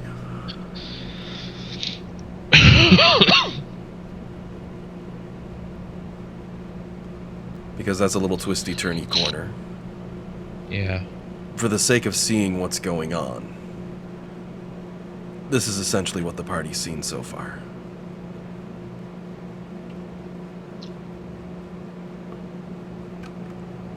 Now, this isn't the DM railroading you, it's just letting you all be lazy. Since you found a dead end the other way.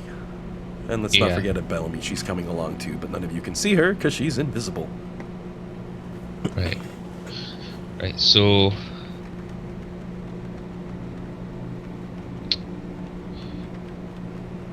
So from the blacksmithing room, there was the adjoining room with the teleporter under the bed. And I think the only other direction to go was north. Yeah. If you're seeking out the next crystal, I'm going to do a map pull. So, it's down here. Okay. And you're not too far from that at this point. Siri can give you general directions on which turn will take you directly there, which means you'll also know what paths terminate and won't go there. Right.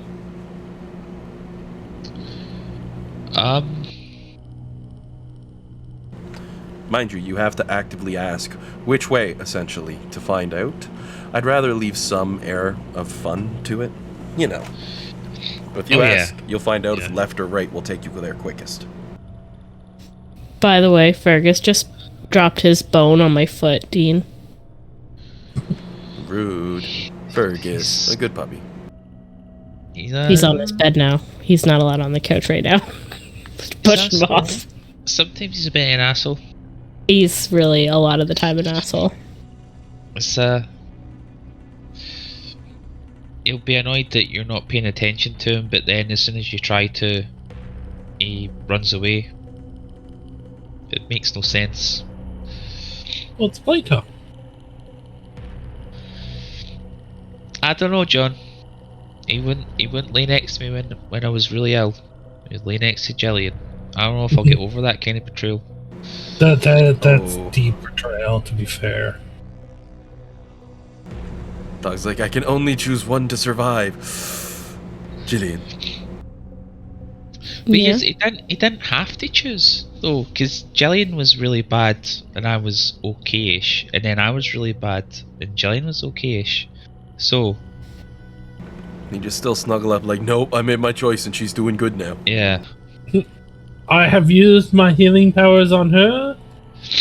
I do apologize, but you're on your own. That sniffle is from Deed's tears, not from. not from COVID. That might make me cry too. Yeah. Alrighty then, so as the wizard has for now set the library aside to come back when you take your next long rest, you've got 2 paths ahead of you. 2 turns on the right. How do you want to explore these?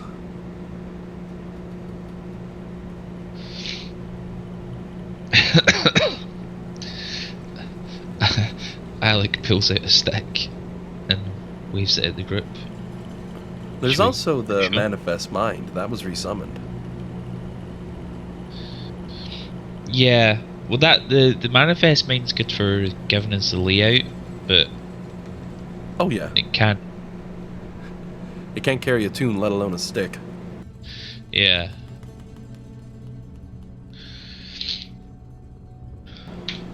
We can mage hand. Well, oh, sorry, I almost forgot. I completely skipped on one thing, which, you know what? I'm going to blame on the fact that I was having too much fun with Jillian's sleepy character. So Jillian's going to be the one who notes this as she's walking to the party. As Flux approaches you all in the south area, she's last to show up. And she has a square black box in her hands. It has a makeshift lock on it. Jillian, your character Flux, found this under her comfy chair while she was getting up. She had to reach forward and grab on to pull herself forward. You know, that level of extreme comfort where you're like, I don't wanna. And you bumped into Or I this tried box. to like, or we could say that it was reclined, and then I went to go put it back, and that it wouldn't move, Yep. like it was jammed. Anyway, okay, I bring a box. Exactly. And it's- Guys, It's locked. However, I will say, though I say that, I only say that because you have a jade. It's a lockbox, and it's a smaller one. You could always try and force it open because you are very strong and dangerous, but that's, you know, entirely up to yourself. Though, you can bring it to no, Jade. I don't want to damage anything inside. I'd happily hand it off to Jade. Alrighty. Where did the locks box come from? Under the comfy chair. Okay. I had slipped on it. Since someone was brave enough to sit in the chair, the reward is, unless someone really searches and finds it, the reward was you automatically find that underneath. It just slipped my mind when we went to break, so. A lockbox that Flux has brought Jade, the best gift in the world for Dan.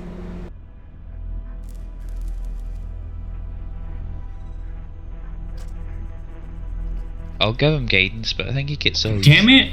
doohickeys for this.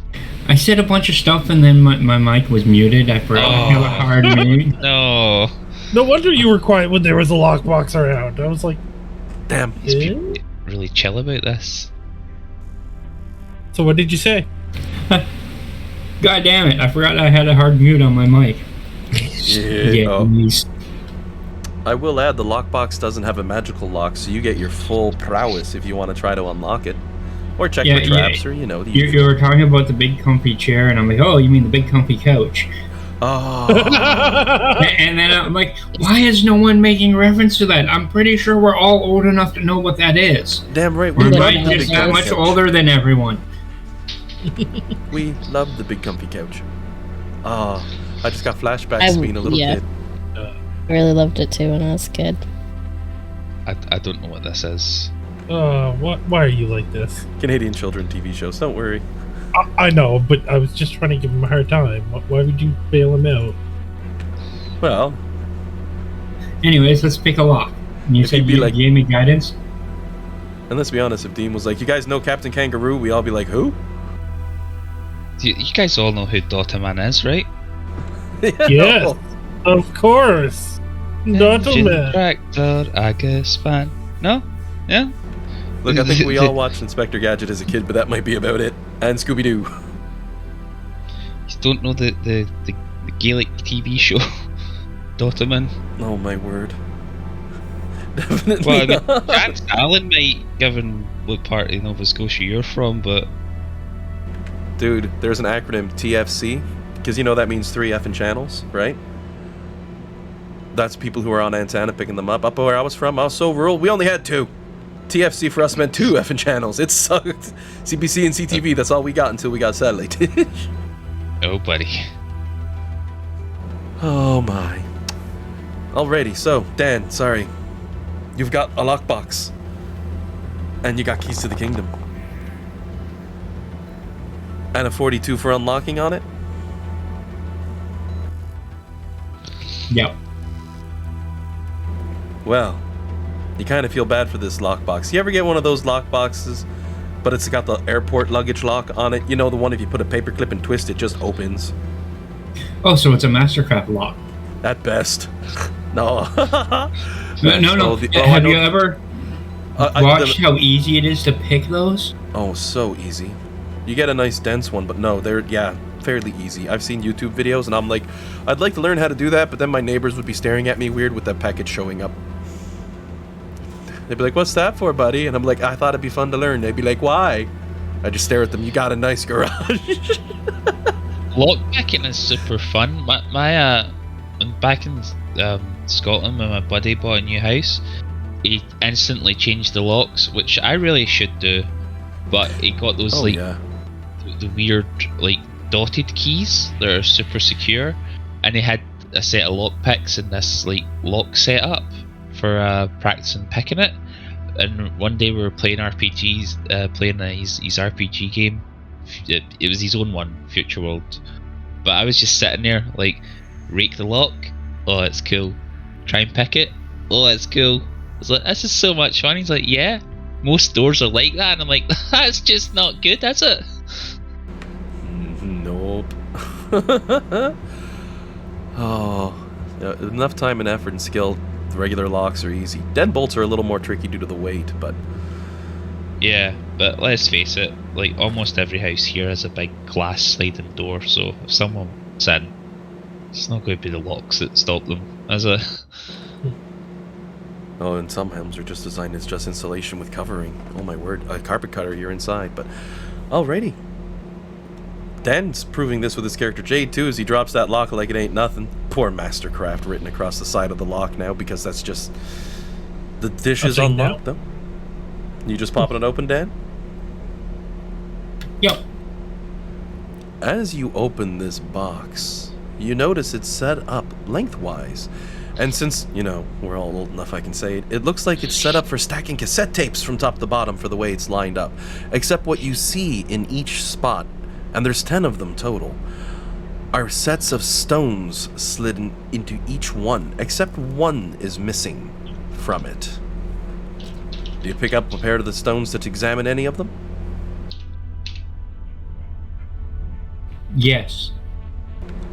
Bringing them up, you notice each one has what appears to be a carving of half a face on them. Except for the one that's missing, its other half. They've also all have a number carved on them in an ancient tongue that match for matching pairs.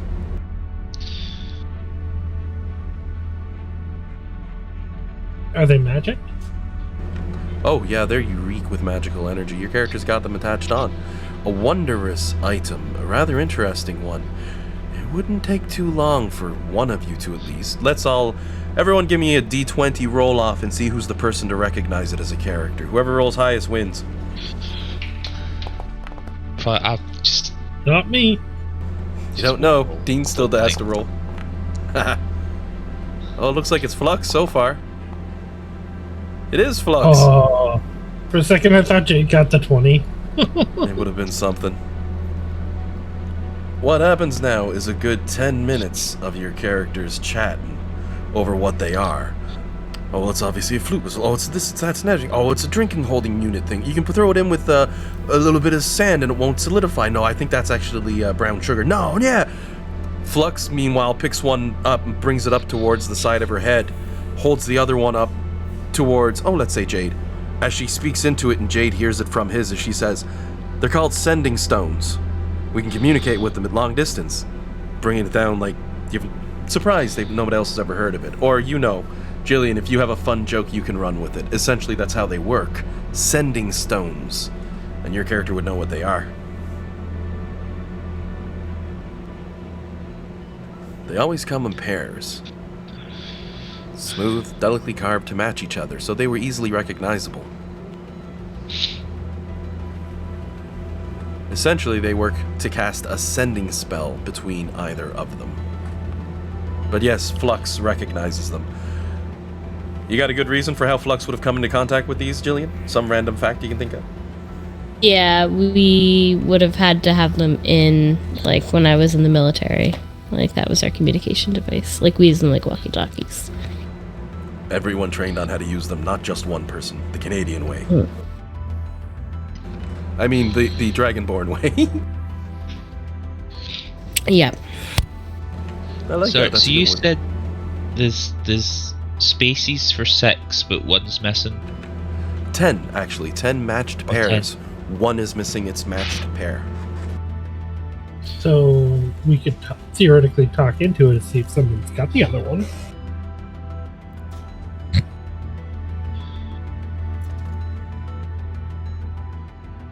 Do we want to? Yes. I mean, if nobody knows that we're here after the dragon fight, then quite frankly, I don't know what's going on. And also, We don't know that it's in the city. We assume.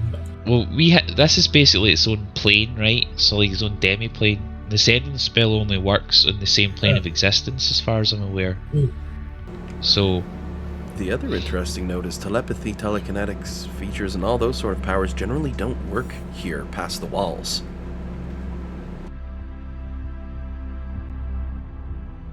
Jade will try the one missing up here and just say, hello. A few moments pass as everyone else is looking at the stones. Jade holds it up. Hello? Then you hear, after a few moments, it crackles back to life in the air.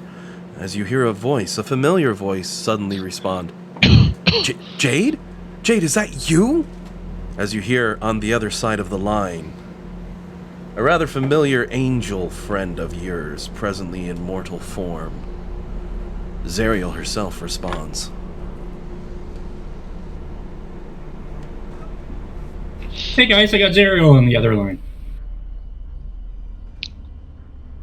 glad they're alive. Yeah, it's Jade. She responds back, we haven't heard anything from you. We feared the worst. Tell me, where are you right now? We're holding off the hordes on our side.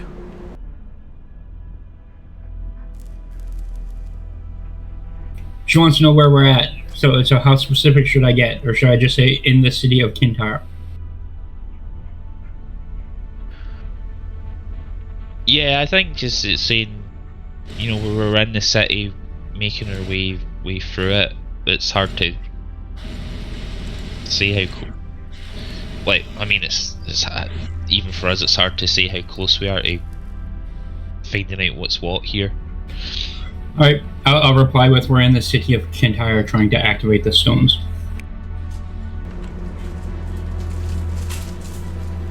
We found one of those stones here. We fought through armies of demons and legions of them. But there's so much snow and it's so cold. We're fighting back as best as we can.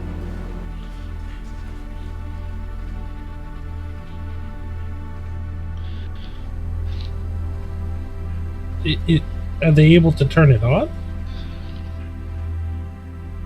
Well, I asked, do you think you'll be able to make it to the stone and turn it on?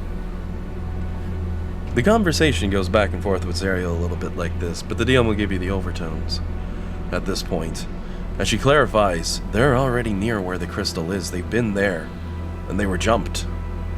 The crystal itself is humming to the brim with magical power, basically vibrating out of control. It already seems to be powering into the city, but what happened to them was when your ship crashed and you all split up. Remember I said all your NPCs disappeared? Yeah. Judicator grabbed them and pulled them off the ship to safety. They landed on the outskirts of Kintyre. No force bubbles, no shields, nothing of the sort like that.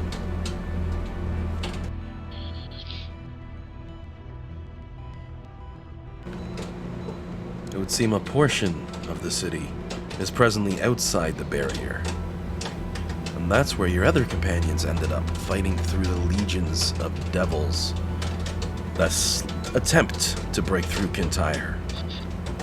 This would also make some sense, as certain small artifacts and pieces of the city, knowledge that it has seeped through over the millennia. Makes sense if part of it's under there. One of the crystals, which seems to be full and brimming full of power where they are. However, she does clarify something.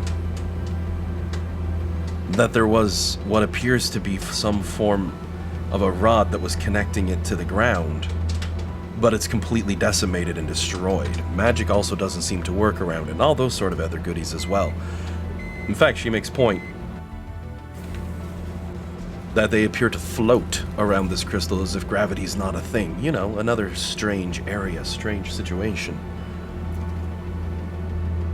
But the important thing, the connector between this crystal and the city itself is completely destroyed and gone. The metal, what would appear to be two large points of metal, stronger than anything she's ever seen, are all that's left between the two of them, about a 6-foot gap.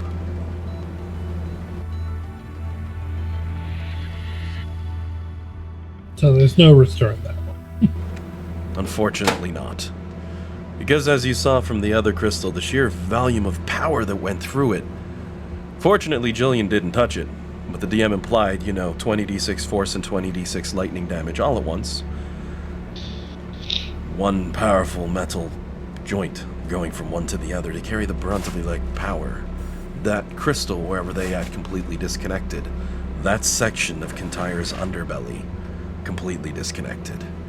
And as the map in your visor has shown, the northwestern side is completely off limits to your visor's maps. You only have 3 points for crystals. So most likely your friends are still outside the barrier. But that's actually a good thing, because they're angelic, so it would drain their power like it did to Lulu. Yep.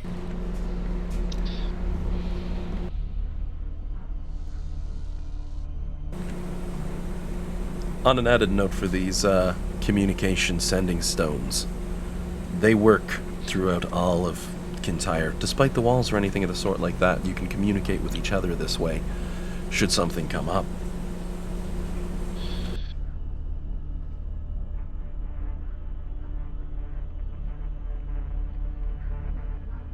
We should all probably grab a couple pairs, so that way we can communicate if we get separated.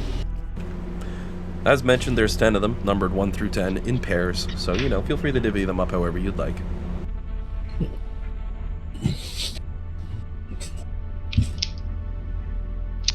And, was pair number 10 that has that Zariel has. Okay. We should probably figure this out between sessions, because just thinking about dividing out 10 pairs, but it's actually 20 things somehow evenly, but not. Yep. Yeah, we'll figure it out and we'll message later. the characters are smarter than us. So then, back to the exploration game. Now that you know, Zariel and your friends are safe. Ish. They may be fighting for their lives. They're safe. Legions of demons safe-ish. They have a oh my god, adjudicator. So, you know, they're not. Mister, look at my they- overpowered challenge rating. Yeah. Mister, if I get in close range, I teleport because I don't trust nobody. Yeah, they got him on their side. They'll be fine. You hope. So, feel free to jump on the exploration bandwagon again.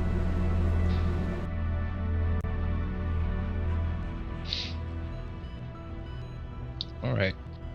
Cool. Well, peek down.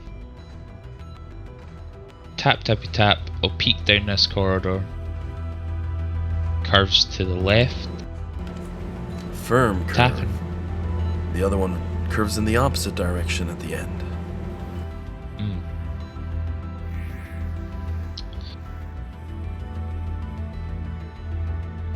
your thing is somewhere down there. Should we? Well, I guess left or right. Flip a coin. I guess we can ask Siri as well which way is the more direct route to the crystal. She said she can. I will try asking and see what she says. I think I may have. The left blinker clicks on in your GPS overhead. I mean, she indicates this tunnel will lead you towards that direction. This tunnel Yep. over here pops up a note saying dead end / service route. Okay, I will relay that to the group.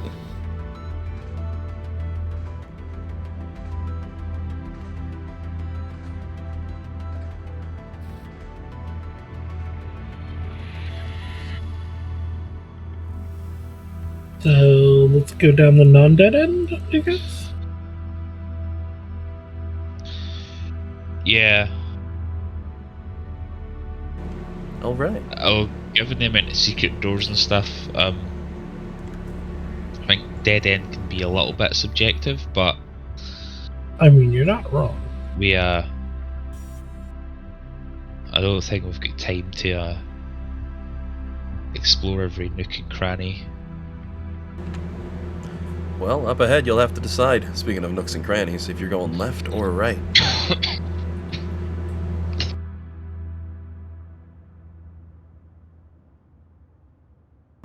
Thus far, as well, it seems no traps in your way. Angelian, I'll save you the step and bring your mini up to par. Thank you.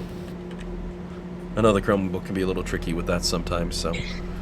Yeah, and also, I usually just kind of ignore the map unless you do such a good job with descriptions that I'll usually just go check the map whenever you say, like, what's your marching order? And it's like, oh, I get to smash things. Hang on. I'm going to line up. I say smash, but really it's with 4 attacks per turn, up to 8 attacks per turn. It's more like fancy dancing of sword slaying destruction. So, to the north. I mean, if I unattune to my armor, then it's 5. But anyway, Oh my word. Well, you've got a Probably northward won't. path, southward path. Well, not with that +3. You're gonna be hard to hit now, and I'll have it ready for next week. It's just, yeah, like I completely forgot. I feel bad it's okay. because I know You exactly really- what it does. Alan, you are gonna have a baby in like a month. Don't even worry about it. Yeah, literally about You a month. you have other priorities. It's okay. I like my D&D. It's a fun time. Yeah. All right, so the path to the north curves to the right, heading eastbound. The path to the south curves to the west.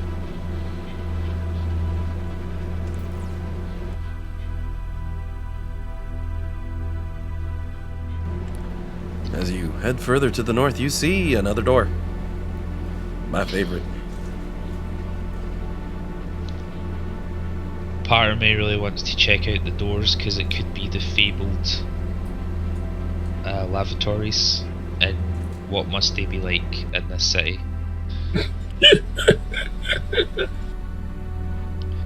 Like, just imagine, right?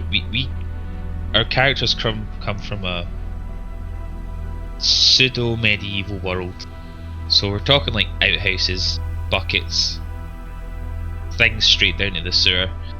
If this has running water and a bidet, we'll never be able to go back.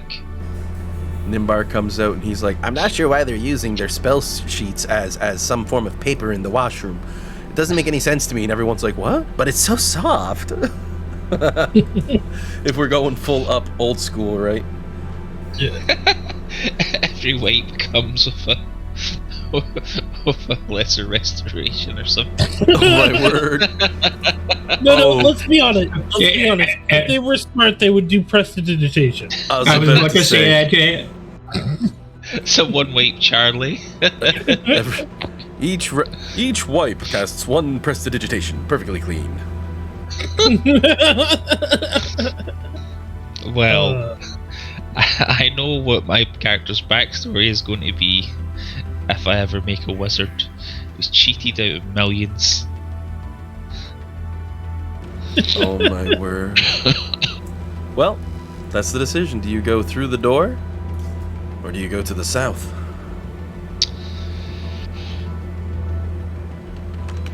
I think, can we please do the door? I feel like we have to do the door now. Well, as you approach, fortunately the floor ain't trapped. If you want to go ahead and have the usual stealth checky roll for your perception checky on that, for this, all the, you know what you're doing. Oh, 28. Oh, it doesn't seem to be trapped. Give him guidance. Damn it. Next thing. He rolled too fast for me to give him guidance in that roll, but I'm here for the next one.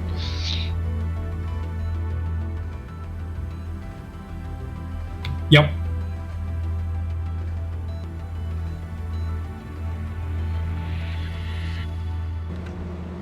Does it turn my key off?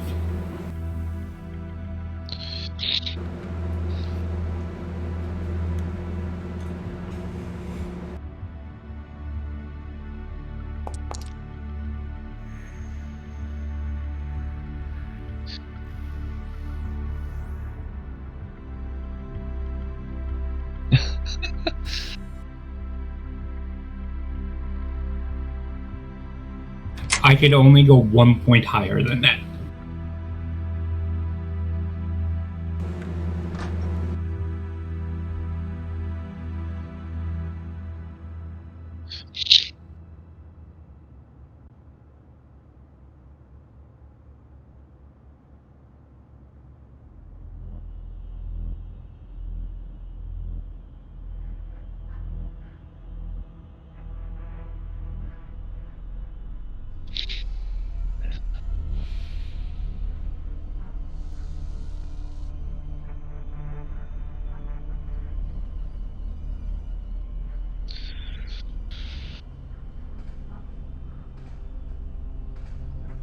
Mm-hmm.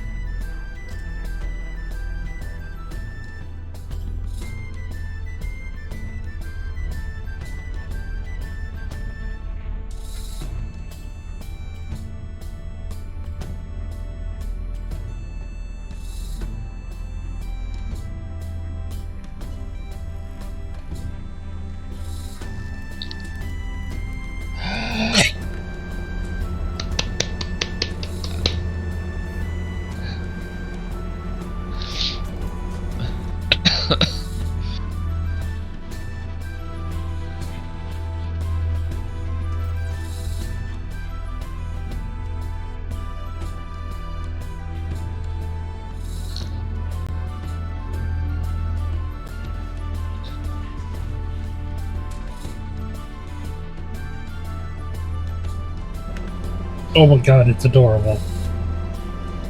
What's wrong with you, John?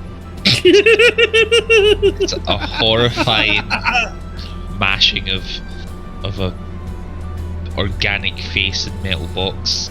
I know, adorable. No. What do you mean? It's an upgraded version of your monodrome. It cannot just be me that finds that face and that mouth, the fleshy mouthpiece on it. Ugh. Jillian, you're the tiebreaker. It's giving me what's his name from like the Avengers? No, the TV face guy. Oh. $9.99.99. That guy. I think so. I can't think of his name though. From Reboot. I think it's Mike the TV, isn't it? No, sorry, not that. The thing. I'll find a picture. I'll figure it out. I think he was on Captain America very briefly. We'll get it.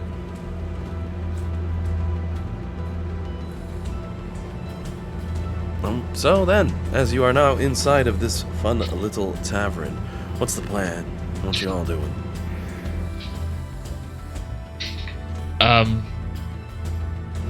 And of course, the two doors. Zola. Sorry. What was that? Zola.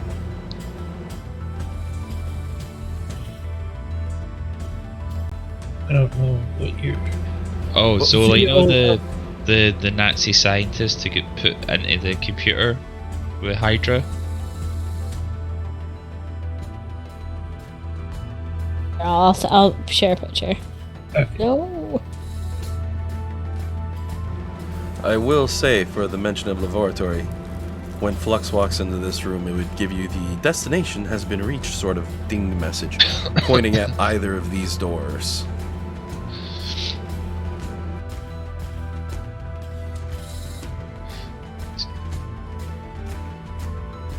I think she's referring to that one. Yeah, but more like how it was in the comics. Like that. There's two. If I can delete that. Yes, I can. Oh. I copied. There you go. Oh, no, that's Ninja Turtles. Oh, is it? No. No, you're... That's definitely Marvel. Ninja Turtles is... Crank or something? It's... MODOK. Are you thinking of this Yes. guy, MODOK?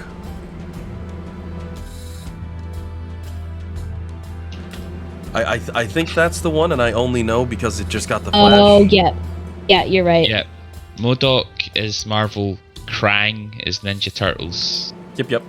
Though I do think He's the one the- that was posted there, that is MODOK for the one Jillian's got. That looks like MODOK. Yeah, Yeah. I think it might be. I don't know too much about it from the comics, but I know, like, it might be related. Anyway, it doesn't matter. Figured it out. That's the important thing. Poor dude's a floating head. Oh, I'm Krang. He's saying something similar to that, I think. Yeah, Horrifying. This is Krang. Yeah. I just keep posting them.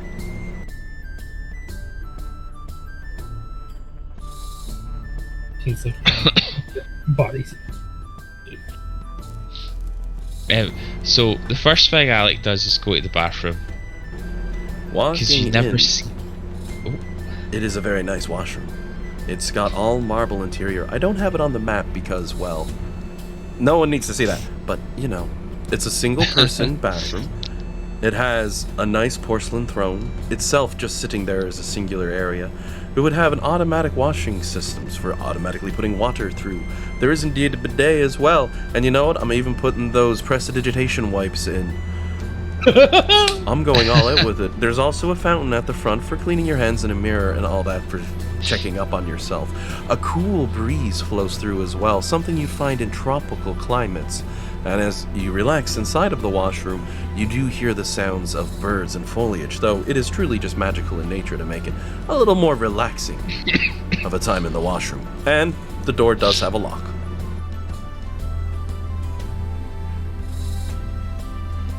Magical. Does it though? With Jade here, does it really have a lock? It's unpickable. This is a family game, boy. Don't even talk about that. Can't be fucking going down like me. Poo poo. None of that.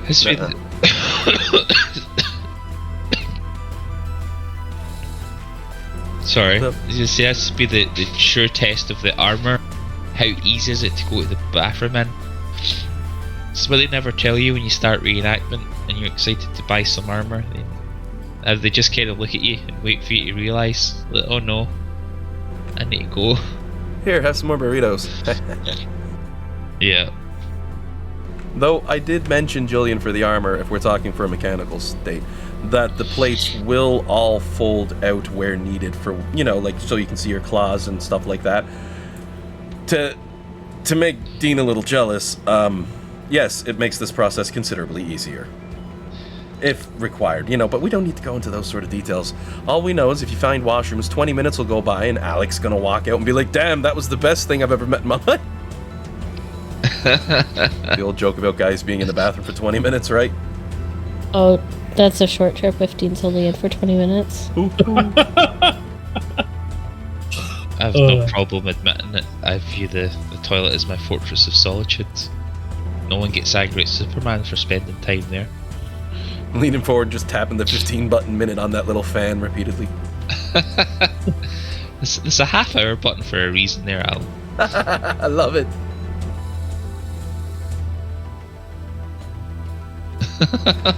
Yup, it's the only lock I'll put in a game that I can 100% say Jade can't pick it. It seems to actually make the door disappear when it's locked. It no longer is there. Unlike your standard door with a wall, this one simply makes the wall become wall. And yeah, I'm putting that up because that's just wrong. Funny as hell, but that's just wrong. What are you doing, Dan, posting that while I'm trying to make a point here about stuff? You almost make me laugh myself. I mean, the truly worst thing about it is that's clearly a portal,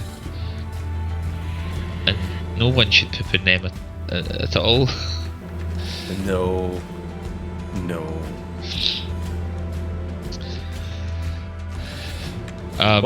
Well, besides the obvious refreshments your characters get from having prestidigitation wipes that can clean up their clothes, their armor, themselves, and etc., make you look sparkling and new, and etc., any things for the small miniatures tavern you presently find yourselves in?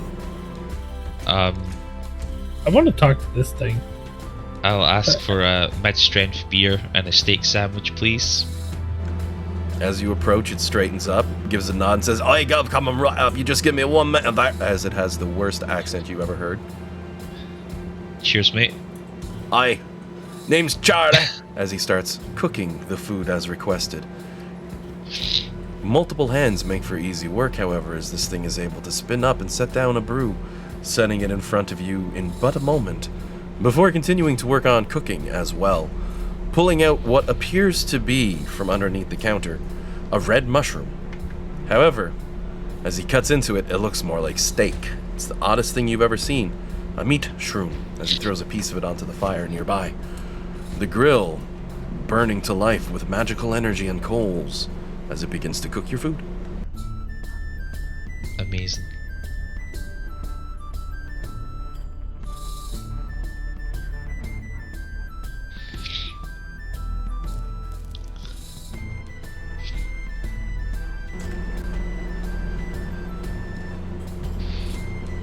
Anyone else got any requests for good old Charlie as they're sitting and chilling at the bar?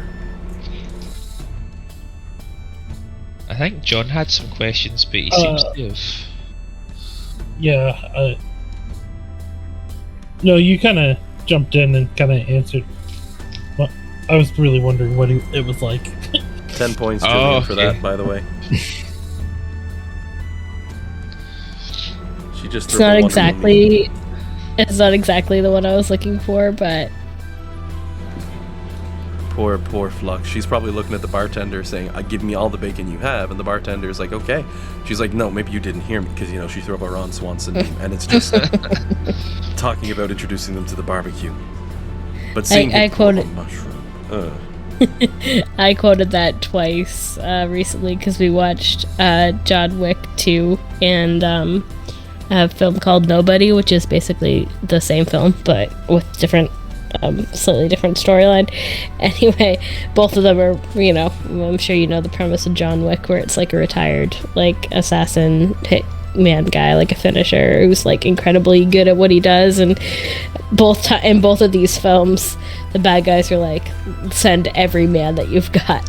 Turned to Dean both times, and I was like, no, what I think you thought I heard was send a lot of men, but what I really meant was send all of the men that you've got. Love it. Oh my word. Feel like I'm trying to take down Flux too at the same time. It's like send the whole army, every person we got. We're like, all right, we're sending the 1st battalion. No, you didn't hear me. True for any of you, let's be honest. You're all dangerous as hell at this point, but I will say, to add insult to injury for poor Flux as she sees a meat mushroom getting cut up and thrown on, the smell that immediately lingers through the air from this warm cooking is that of a delicious steak. Charlie's also taking the time to season it up nice and well. And before long, medium rare, well done, however it was requested, perfectly served, set on a plate, and put before Alec for a meal. It looks like a steak.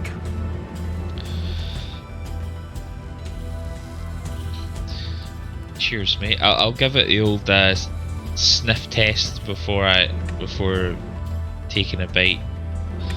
Charlie's hopefully he's a wonderful chef, and your adventurous nature has paid off, as it is the most divine and delicious steak you've probably ever tasted. Definitely tastes bovine in nature too, you know, like an actual steak. As you take bites of it, it's cooked perfectly. This mechanical thing being able to process the food well. As he tips his hat and says, I hope you enjoy a meal. Let me know if you need anything else. I'll top you off. As he grabs your glass and pours another in there, setting it on the counter. Refilling. Cheers, Charlie. Now, the DM won't push to excess on that, but your character could get blackout if you wanted. No problem. This liquor is pretty good. But, you know, a drink with a meal. Very well cooked, and this odd meat shroom tasting and feeling pretty much like the most brilliant steak. A very interesting thing to cook with for sure.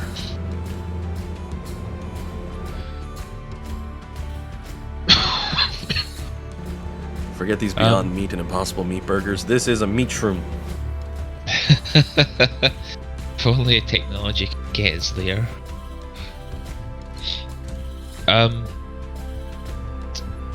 I will ask my fellows as I eat the steak sandwich to tell me if, like, extra arms or such sprout out my back or head, something like that. No, you just got a mushroom growing on top of your head. The rumours are true. Let's say that Krakel's were born.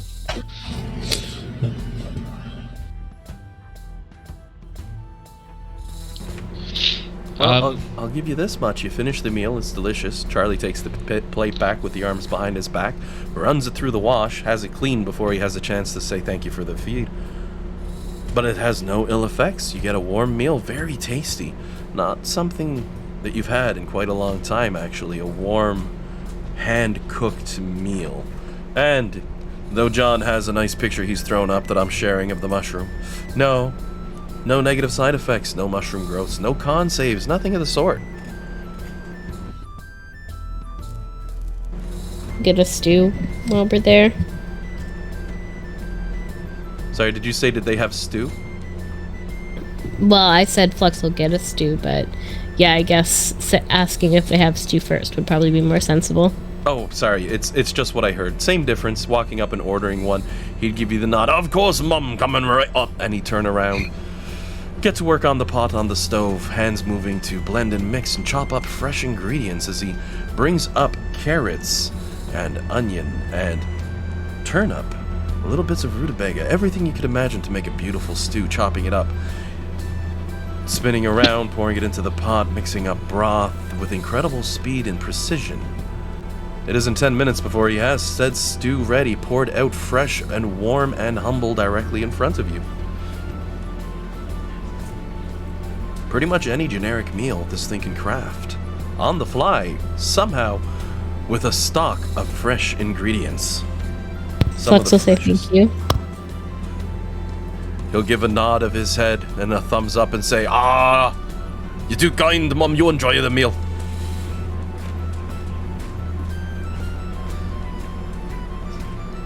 Some really poor British accent put on there on this guy by the DM, because I can only do it like once, maybe twice a campaign.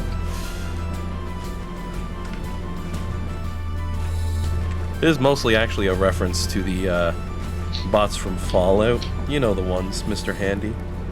Similar. Oh, right, yeah. No, you can practice your British accents if you want. I'm not going to jump down your throat for it.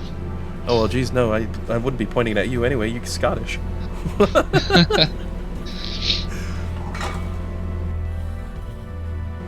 I mostly don't use them because I mostly use it for Lulu. I don't want to overuse. That's more or less where it comes from. But I sidelined her. It's funny, I sideline Lulu. Everyone's like, "Hey, not cool." I bring back Zerial and all them. They're all safe, all the other NPCs. And the team's like, "Cool, we got cell phones. Peace." Well, we know who the good NPCs are. I like Zariel and that, but Zerial seems to be taking care of themselves, like the group with like the overpowered creature of death. So if that thing gets overpowered, I mean, we're level 20, but that thing is... I don't think we could take that, like... Yeah. It'd be a nice fight. It's basically designed to be taken on by overpowered level 20s, so you know, it'd be a hell of a fight. Yeah. But, yeah, so, like... You know, but then there's poor little Lulu, who's defenseless. Can't fight. Just like a harmless little mascot. I mean, Lulu's strong as hell. It's just there's a certain power scale now that we've reached. Defenseless little creature who needs to be protected at all costs. I don't understand the confusion. Fairly true, fairly true. Well, while everyone's grabbing a meal, Dan, I'll check with you next. You getting anything for Jade?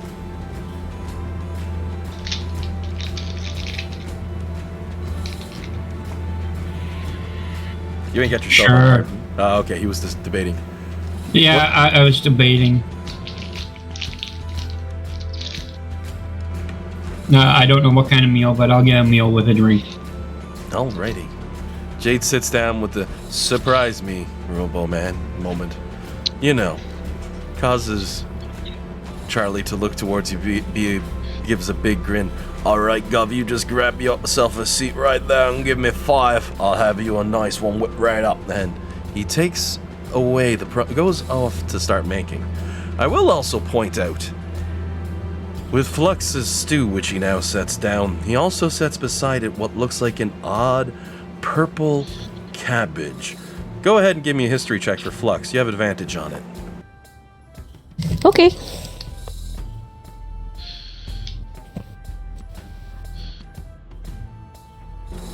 Meanwhile, Charlie sets out making a rather intricate and complex dish for Jade, grabbing flour and other mixture ingredients as he chops them up and uses a little bit of the mushroom that he starts to wrap together. It's incredibly detailed, with a 10 on the history check. What Flux remembers as she looks at the purple leaf of cabbage. Something one of her parents would have told her about a rare delicacy, but it drifts out of her mind before she can really remember what it is. But she's heard of such purple leaf, but thought it was extinct. I'll take a... actually, you know what? I'll take it over to Nimbar and ask him about it. Have you ever heard anything about a magic purple cabbage? History check for Nimbar as well. DC is a little different since, you know, you're not Dragonborn. Any Draconic race would have got an advantage essentially on this one, but with your 25, just I'm an old man. You've heard tales that the dragons apparently had some special treat, but it wasn't necessarily something people got to try. You've only heard of it, purple cabbage.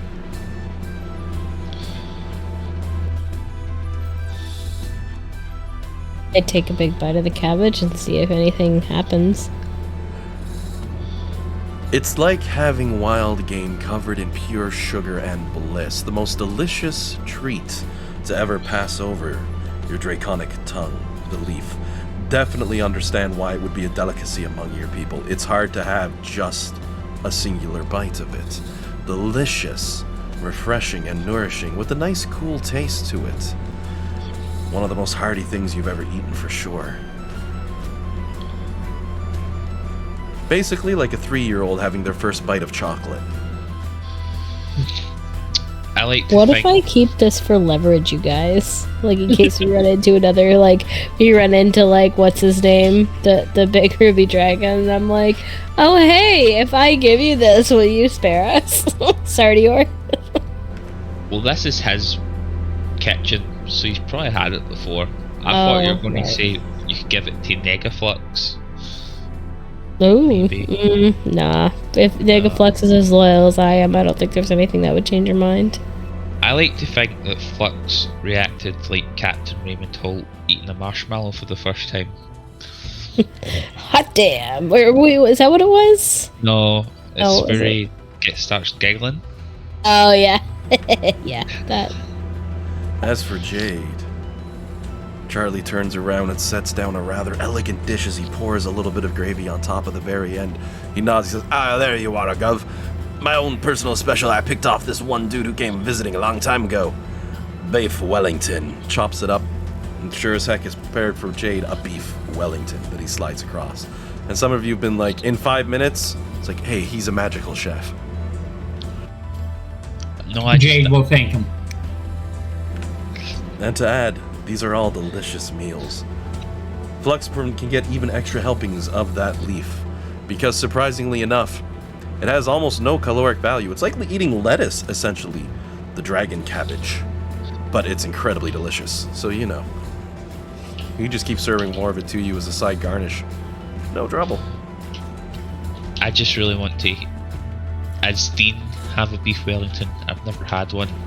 Same. Just really They look want one. delicious.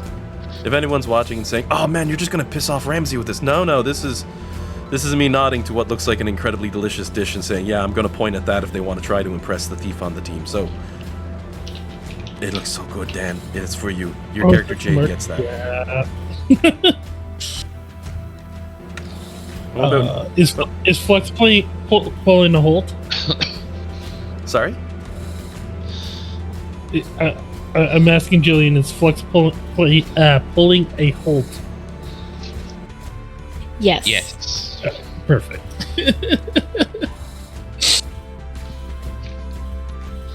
You guys, is the video coming through? I've not seen it in a long time. Video? Oh, Yeah, can you guys hear it? I'm watching it on YouTube right now, but you guys, I don't really.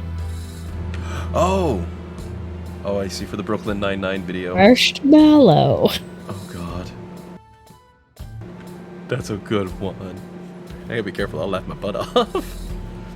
So, John, Nimbar gonna get something to eat, or are they too paranoid? No, he would get something to eat. I'm not quite sure, but he would order his favorite meal, whatever that is. Oatmeal. Oh, if you're just gonna lean back and say whatever that is, the DM can give you one, and it's a good one too. All right. So he spins around, reaches and grabs some more flour left over. He says, "All right, I got something coming right up for you, my friend." As he starts mixing, twisting, churning and turning, mixing various ingredients and spinning it around, making a rather large flat-shaped disc with it that he throws onto the fire on top. Starts chopping up other ingredients at the same time as well. Looks over his shoulder and says, "As long as you ain't one of them weird ones that likes a pineapple, That's right. Within the run of 10 minutes, he's prepped up a beautifully made, delicious Greek-style pizza fitting for the gnome nomenclature, or whatever you'd want for your character's ideal pizza. He makes pizza for Nimbar and sets it out. Maybe Chicago deep dish like you have from the Infinite Pizza box that got used up in the end. Or maybe something different, you know, the rare delicacy, but that's what we're gonna say for Nimbar's favorite, as he sets out the most brilliant one you can imagine. Delicious, you could say. And it truly is. You all get yourselves a nice, warm meal and have yourself a good time. On top of that, you all gain the effects of a hero's feast after the meal is done. Warm and filling on your bellies, partially maybe because this is the first time you've had a true home-cooked meal since your characters went to hell. Lulu's feast was a nice improv, her way of saying thank you for such a lovely time, but this is the first time you've had a warm, freshly cooked meal. Unfortunately, Guys. Hero's Feast has a specific duration that'll probably die out by the time you actually use it with the long rest coming up, but you know, the point's there. Guys, why do only the horrifying death traps have good foods?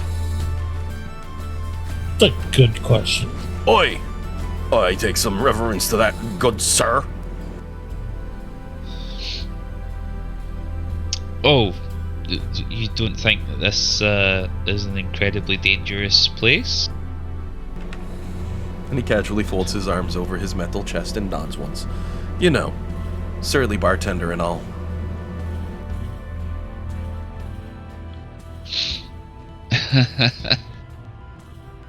There's been a...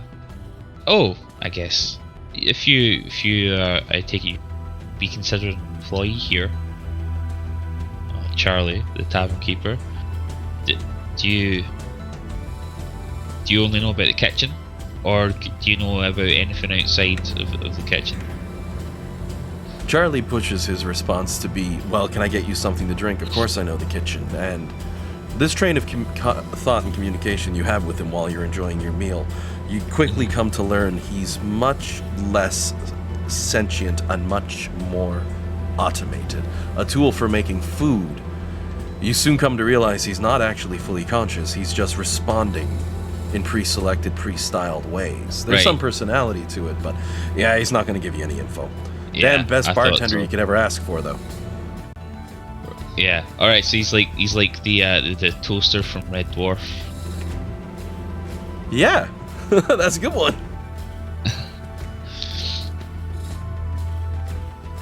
Sweet. Okay. Awesome. Always like to get me a good Red Dwarf reference in somewhere.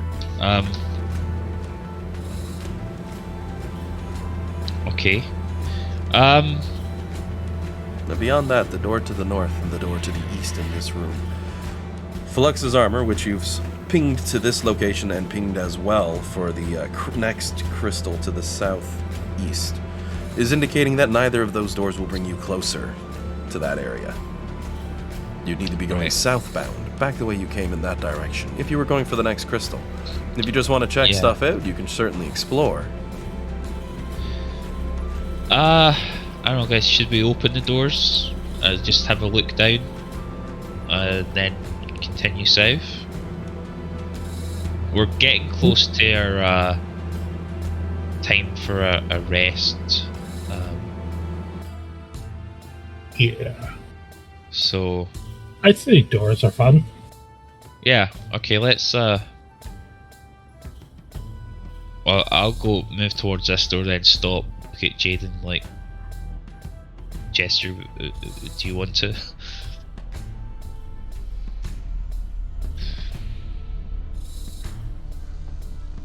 If not, I'll open the door, look down.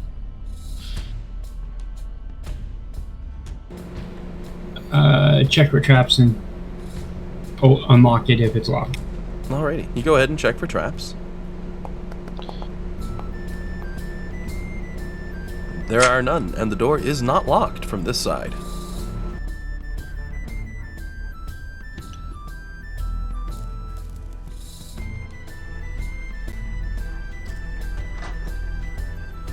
And as you open the door and glance down, you can see a hallway, which seems to have some supplies in it for the tavern itself.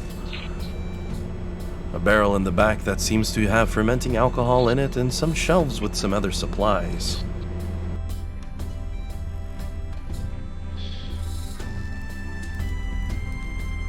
Alright, so possibly storage area.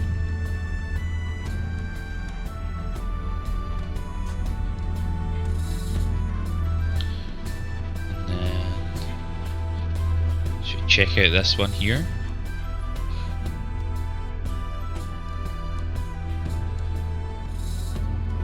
Another door. Do you wait for Jade, or do you check to see if this one is unlocked from this side as well? I always wait for Jade. Usually it's almost near instantaneous given how fast he moves, so Fair, very fair.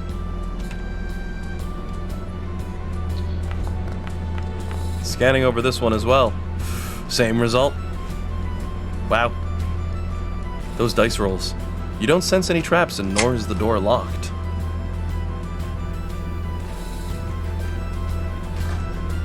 Opening this door, you can see a longer hallway that stretches on, with 2 pathways leading northward, further down it.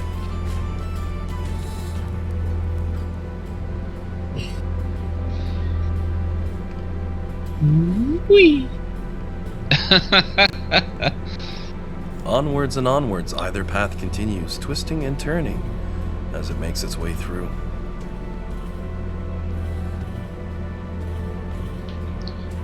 Alright. Also, did anyone else notice that there's a bottle of poison? A bottle of poison? No, my line of sight didn't let me see that. Zoom out. Oh, 2 bottles of poison.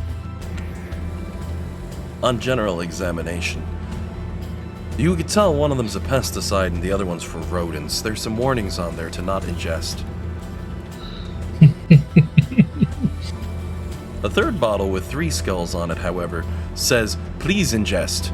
Just, it's exceptionally strong alcohol.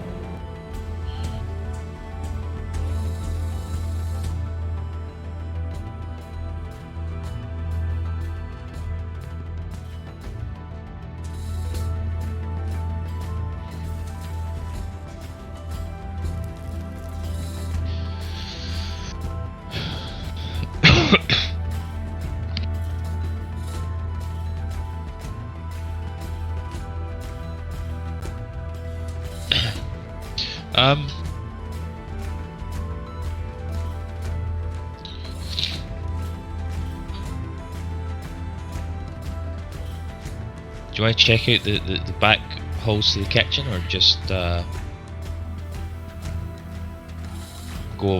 down a bit down the south corridor, see if we run into anything before we head back for the rest? It looks like we've got like 20-ish minutes before the before we'll start needing to think about sleeping to avoid being exhausted.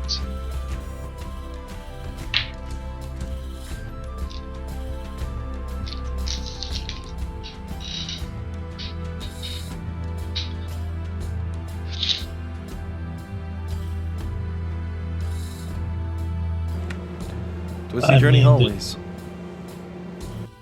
There's something to say about heading back. Nimber's not biased at all, though. Don't worry.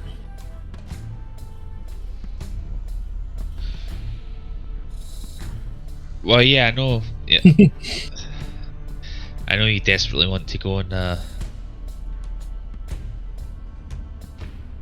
thingamajiggy back to the library, but we still got a little bit of time. Teeny toty little bit.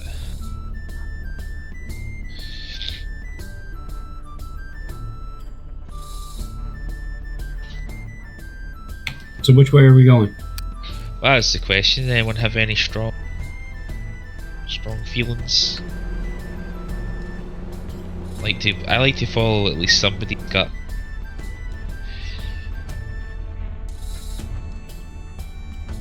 But if nobody's got any strong pulls, then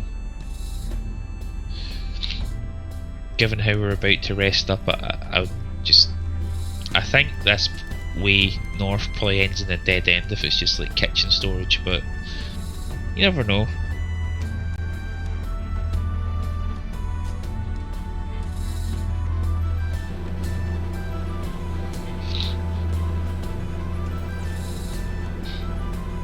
Alright, since no one else is speaking up, I heard north. I'm going north. Alright, cool. Jade goes for a walk near the poison, checking out the area up ahead. And what you can see is the alcove does take a turn beyond that. More storage up ahead.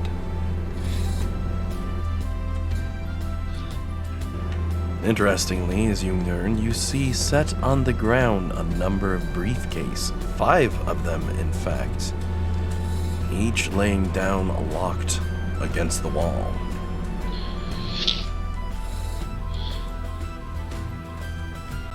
Guys, what do we do with these?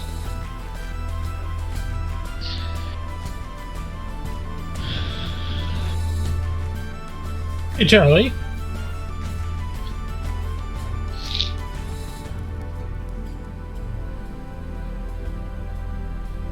Hey, Charlie, do you know what those briefcases back there are? Unfortunately, Charlie does not know. He gives a shake of his head. Oh, sorry, Gov, I ain't go back there. There. Flux, meanwhile, as she walks a little further down the hallway, doesn't find any traps in that area, seeing a cold, quiet hall for the full line. I didn't know which way they went. I thought it was that way. I'm sorry. Oh, it's all good. I figured I'd give you the freebies. You're going around with the mini. Flux will just be like, oop, nope, not that way. Sorry. Your armor is indicating, as mentioned, those paths won't get you any closer to the crystal. I'll give you that because, you know, you've got GPS. And at times GPS can be annoying with its reminders, but as Nimbar searches the back area as well, he sees a number of boxes and crates further beyond that. Though, I've left Dan with an interesting choice here, as there's 5 briefcases numbered 1 through 5. Yep. Stopping me.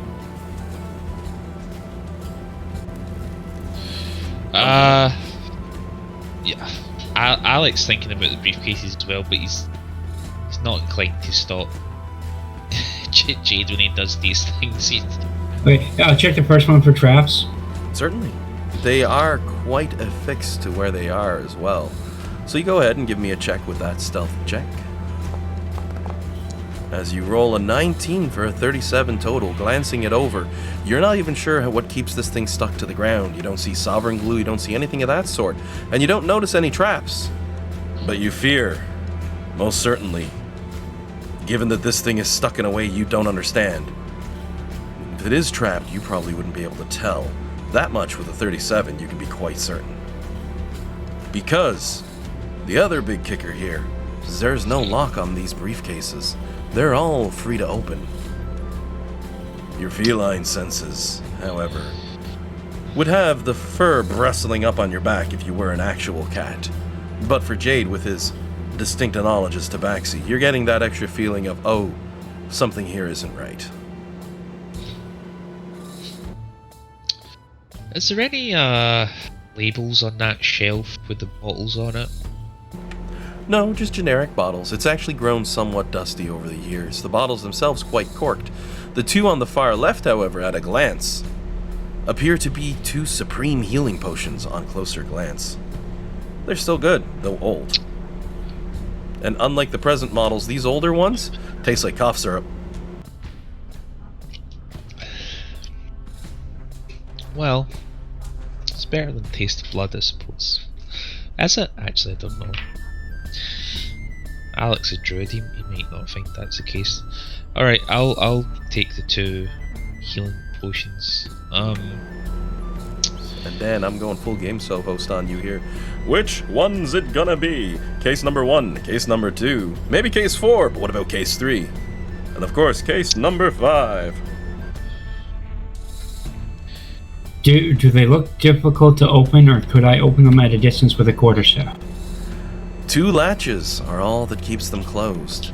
You could try to open it from a distance with a quarterstaff, but glancing them over, you can tell both latches need to be depressed simultaneously. It'd be very, very difficult to do without 2 people acing exceptionally difficult dexterity checks. So, possibly yes, possibly no. So case 1 is now open. What happens? Give me a roll, 1d5, which is a d10 cut in half, but we can actually roll a d5, so. Or do d10 and cut it in half, CC the dice. Oh yeah, nice and pretty. Give me a dex save.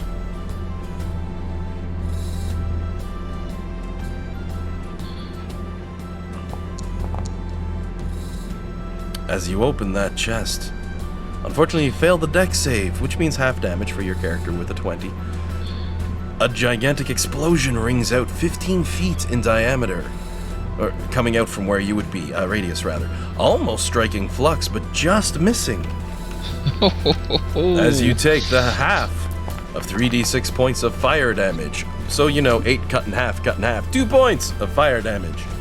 As Jade is slightly covered in soot from the first one exploding.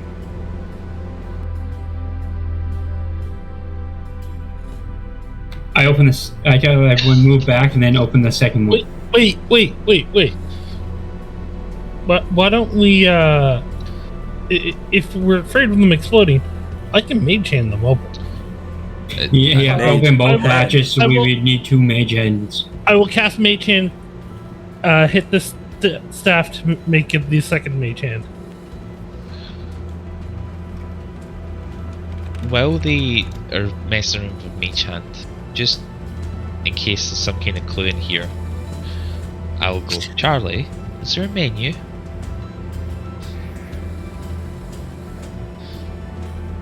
Menus have numbers, maybe there's something there. Doesn't have a menu, unfortunately, for you. Never mind. I'll go back up. See, I don't know, guys.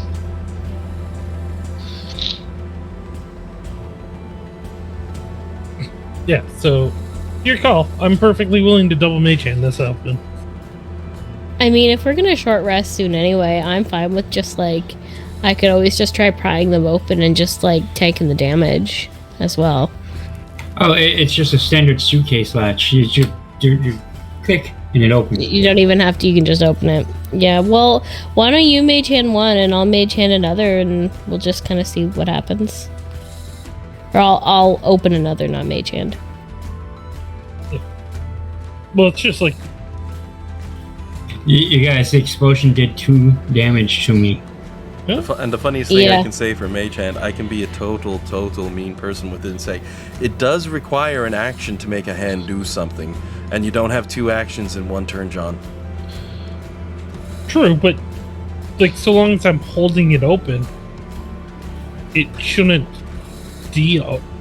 press, like, move the hand, have it hold the thing open. If one side will open at a time. Given the trickery of them.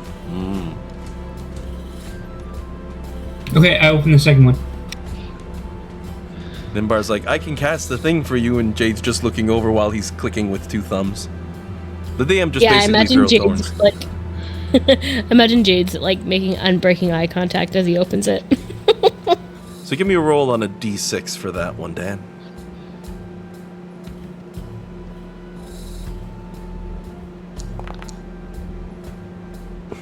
And a dex save. It's 2 ones in a row.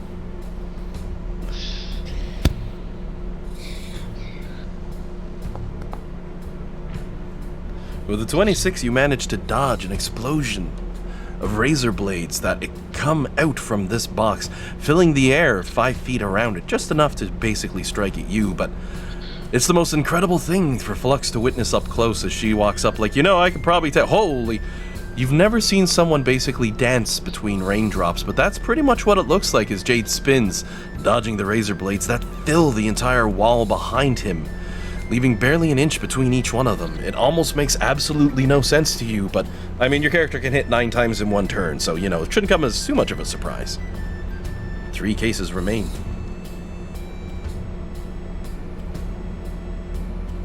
Well, let's keep my horrible luck going. Next. Well, I mean, don't get me wrong, John. If you wanted to summon up the spectral hands while Jade's doing this and open one, and Jillian, you could always grab onto one with Flux as well and open them, while you see Jade running by going from case to case. But it's up to you whether or not you want to intervene or just let him run the gauntlet at this point. I'm gonna let him run the gauntlet if that's what he wants. What you want, Dan? Yeah, I said if no one's stopping me, I'm just gonna go through them one after the other. Sure. But if someone else wants to go open one, I'm not gonna stop them. No, I'll just let you do your thing. Alrighty. Well, we're now on case number 3. So you give me a d6 roll again as you pop open that case. And a dex save.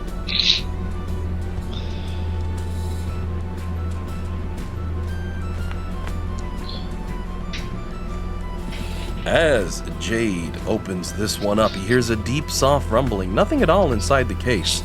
And unfortunately, you fail your save, but you still take half damage, because from the roof, suddenly, a pile of rocks drop on your character. Jesus. A massive pile of them as you take 8d12 points of bludgeoning damage, 51 points cut in half because of your dexterous nature as they come down and collide with your character, just beating the ever-loving snot out of you. 2 cases remain. And there's a long rest in your future.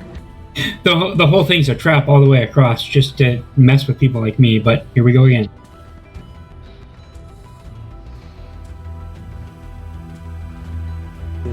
Alright, so, well... Oh no, for this next one. Actually, I can run with that, but for this next one, roll me a d2 as you open up the second last case.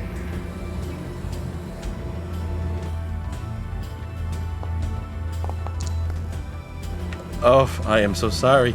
Dex save. Is that three ones so far? 3 out of... And these dex saves haven't been so polite on them either. You got an 8 on that one. A 22 is enough to dodge as a burst of electricity erupts out from this one, to the point that Flux watching on might be like, oh god, that would have really hurt if it hit you. Probably something like 20 d12 damage on that. My god, I've never seen any explosion so big or anything that crazy, but Jade dodges it. And somewhere, some universe, Palpatine curses angrily. There's only one case left at this point. You gonna have Jade pop it open? Yep. As you crack this one open, since luck was not on your side and you didn't pick the correct chest off the get-go, because it was truly a random draw to see when this pain would come to an end, but you got the worst rolls every time. Cracking it open, you see a briefcase that actually moves to the touch, coming away from the floor, filled to the brim with platinum and gemstones galore. That chest alone is worth 12 million gold pieces.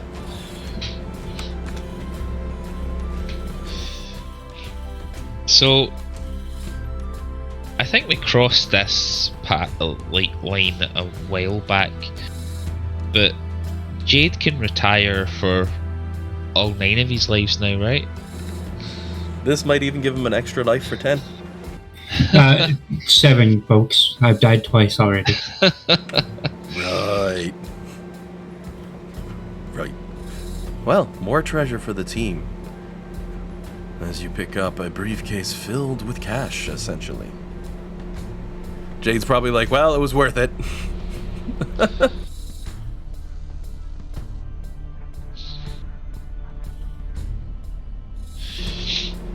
Anything else, as the team is literally minutes from midnight on the 18th of Nightal?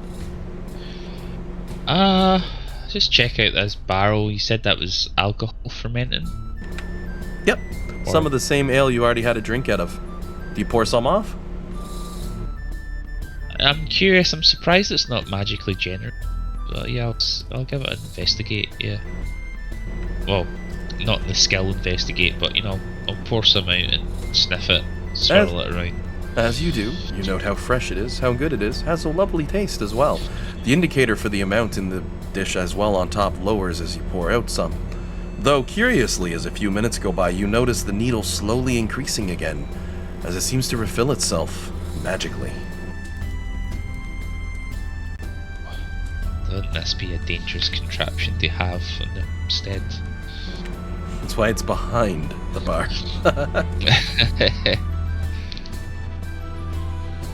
Well, that's cool. And then I'll go play catch up with Jade, who I think must already have pried off one of the lids of these crates. So I saw him move his token. The unfortunate truth for Jade, who probably yawns at this point as the clock ticks over to midnight, is that these are just generic supplies, brooms, pots, handles, you know, the sort of stuff you'd need for running a bar for a backup. Nothing here of any incredible value.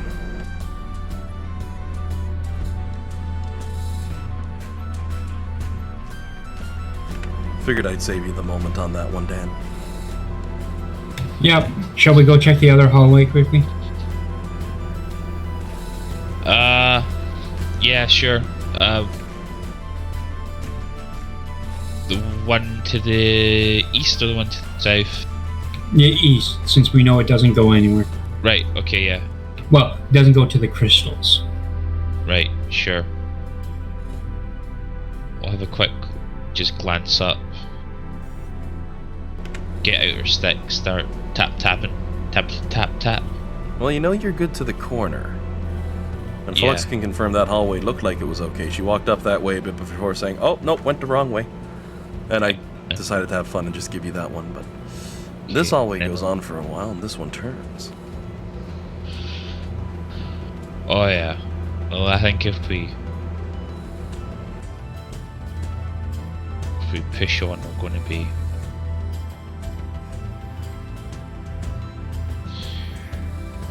Oh, how far were you wanting to go up? Oh, I was just looking to have a quick peek. You guys, we're at the long rest point, right? Yeah.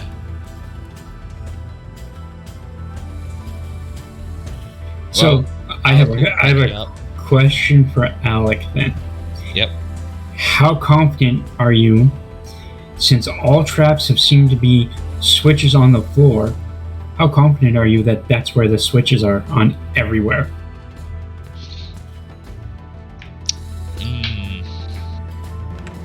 Well, there was one hallway that had the ropes dangling down. Yeah. Yeah. I would say on a scale of confident to hoping for the best, I'm probably not permanently hoping for the best. The stick is good for tapping and maybe giving you an extra couple of feet for like a tripwire. But you know, I'm assuming that we're going to be caught out by something in the walls or at some point, you know. But it's kind of as much as it's kind of like the best solution I've got for now. I'd say it's a good 50% boost to my confidence.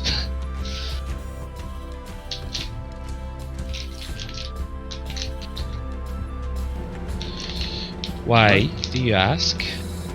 Because Jade can walk along walls a lot faster than most people. Jade's probably walking by Alec. It's like, so why are you asking? Jade's like pulling a Spider-Man, hands in pockets. Oh, no reason. I would say that you'd probably be fine. Because I mean, like, if there's anyone in the party who's going to be good at escaping from traps, it's going to be you. Alright, then I'll go along the wall. Alrighty, you feel free to advance Jade's mini. I'll let you know if you have any trouble. Okay, I just watch nervously, biting my lips. As you see the path twisting, turning, and twisting onward ahead of you. The wall making a dull echo as you climb across it. But overall, your character hasn't noticed anything yet besides more twisting, turning hallways.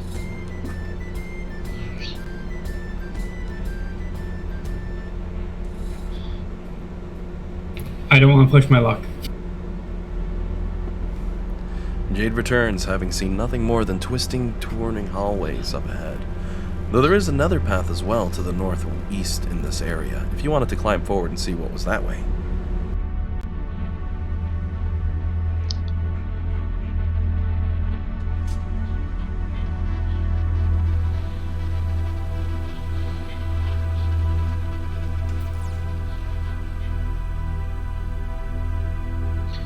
It's twisting corners no matter which way we go. Yeah, I thought that might be the case. But at least now we know. And knowing is half the And battle. knowing's half the battle. I was about to say the exact same thing. You know what? Curiosity is getting the better of me on this one. I'm going to go along the walls All right. Oh god. to this corner. I'm going to use the Rod of Secrets.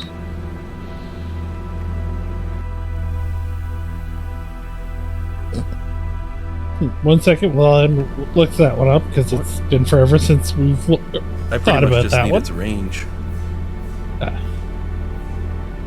30 feet?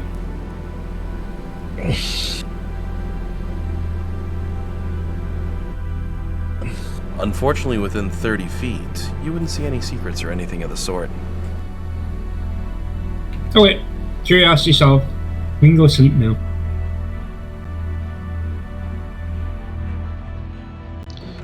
Jade returns, walking on the ceiling as he seems to have gotten confused himself and where he's at, before hopping down with his friends like, hey guys. The owl just staring oddly at Jade, looking a little jealous. Oh, I can see. Can he fly? Can he? He pauses and looks Sorry, what towards was you, gives the wings a spread. Do you want him to try and fly in here? I'll let him try flying from my shoulder to the table, something like that. He doesn't seem to have any trouble doing so, flipping over and landing before looking towards you and nodding. Well, boss, I thought I might be able to do something of the sort after I saw you turn to dragon and take on the other dragon you were flying. So I thought, why am I not trying to fly? I couldn't fly anywhere else, but I can in here. Ha. So it would appear as though you can indeed fly. In this area, at least. Crystal rooms be damned, however. I was thinking that. Alright. Be honest though, buddy. Do you want to be a cat for a bit? Because I can make it happen. Gives a bit of a shrug. You cat to be kidding me. He does give Cat, a tongue. I accidentally muted myself. He does give a bit of a nod and he's like, oh, well, I mean, both of us got pretty good vision, but I can fly by with this mode. I can do some good as a cat. Yeah, sure. Okay. I'll use my action to dismiss him and bring him back as a cat. I'll swap his token next week with a cat for the switch. Oh yeah. Wonder what color cat we should make him. Comes as like a gray and brown tabby. I was thinking, should they have the exact map Jade, or would that be weird, or would it be funny, or would it be both? How will I know? Hey, Dan. You know what? You want... What if you one want of those huge... Oh, sorry. I was just going to say, Dan, you want it to match your colors? Yeah, that's his choice. It's his familiar. Either it should look like a cat version of Jade, or it should be one of those ridiculous Maine Coon or Norwegian Russ cats, you know, like the ones that are bigger than Fergus. It's the cat from Stray with the backpack. Oh, my word. Well, so we got a Maine Coon copy of Jade. How's that? Oh yeah, okay. Let's see how that goes. Jade, who's more like the New York style tabby that doesn't have the crazy amount of fur, his color patterns appear on Kamashag as they turn into a feline. Big old Maine Coon, though. They look up at Jade and they just give that sage nod, you know, saying, this color is on purpose. Yes, I do have a similar to yourself, my friend. You know. Meanwhile, Kamashag's saying straight back to Alec, look, that guy's stealthy as frig. I'm copying his colors. Let's just be lucky that I didn't call you the dreaded name for cat, because you know what that is? Cat.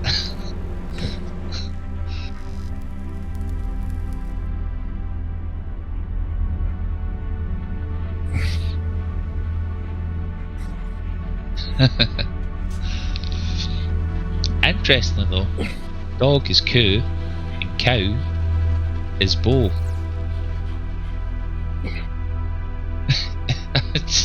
Yup. Although I like the word for fish, Isk. That seems fishy. Hey.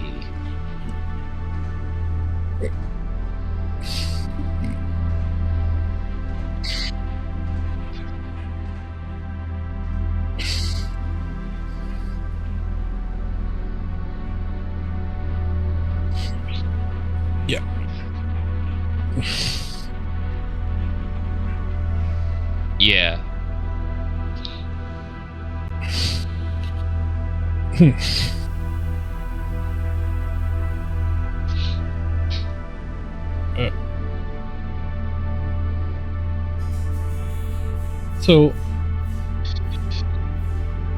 yeah, over the long rest, 6 hours is devoted to copying all the rest of the 5th edition spells into my spell book. So I have literally all of them now. And then the other, I have 2 more hours. So we'll hit a new dawn, right? I think dawn's at like 6 or 7 a.m. So the first dawn I will attune. So once I'm done that, I will then attune to the Tome and the Still Tongue. I'm going to create a simulacrum of flux. Hopefully this one can last a little bit longer. And then I'm going to, then the second, the last hour, I will attune to the book.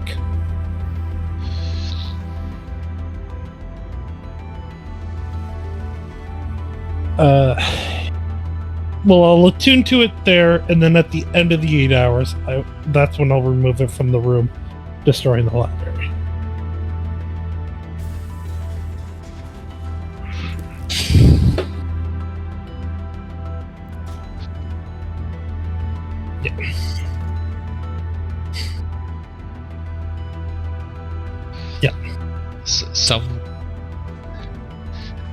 Somewhere in the multiverse, Alex's dad has just woke up screaming in terror. Yeah. The other thing, where we now have a simulacrum copy of Flux, we will have to deck correct as well.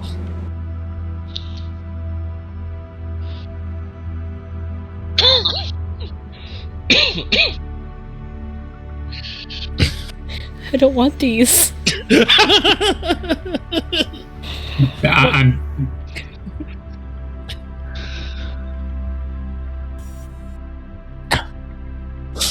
I mean, Flux would have to be willing to have a simulacrum created. Nimbar wouldn't just create one, like, without her consent.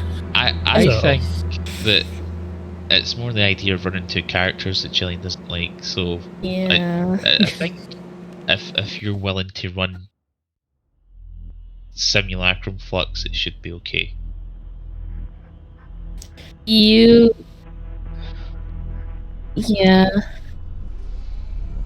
I don't know. I feel like I already attack enough. I don't have any desire to do more.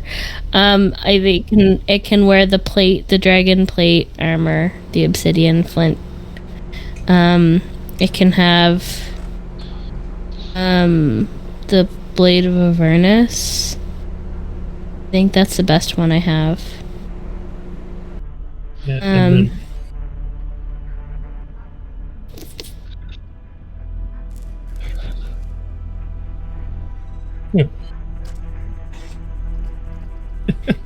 Yeah, I'll give it the. I think Gauntlets of Ogre Power. That's only 19. No, that's not gonna be much good to you. Yeah, those are the 2 best things I can give you, I think.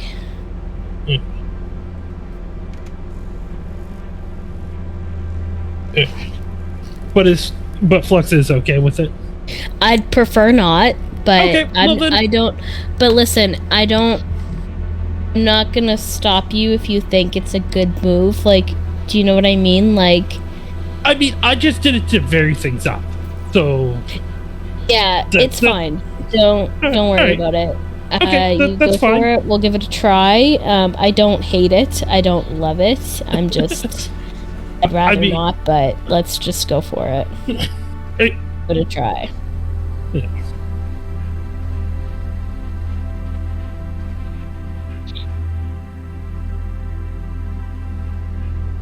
Hmm?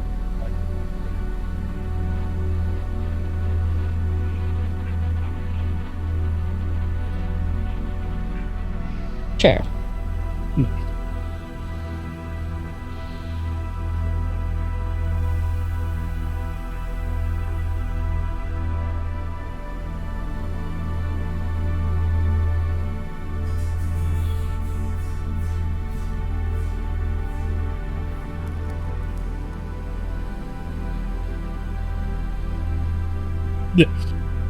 Yeah, by all means. Can we hit the long rest or?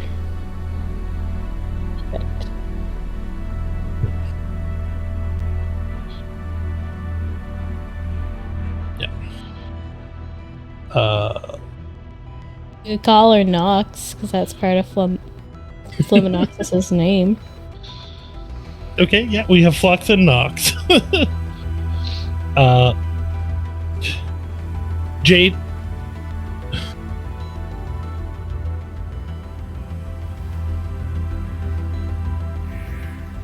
Yeah.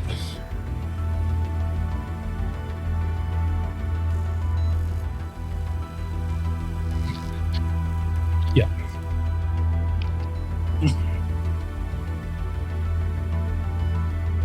Yeah. And then I will also take one of those potions of vitality, Dan. Okay.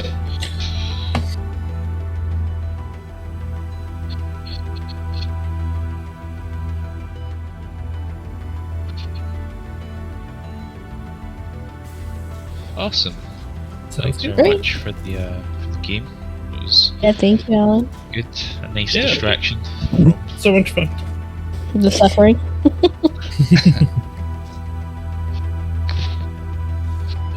Shoot, looks like I have myself muted on one and not on the other. Ugh. Tricky with the tag, but I mean, that way you don't hear my air conditioner, Yeah. so my voice might be missing a few times on this stream, but so long as we've got it, that's the important thing. Alrighty, everybody. You have yourselves a fun week. You as well? We'll catch you all next week. Yeah, have a good one. You guys.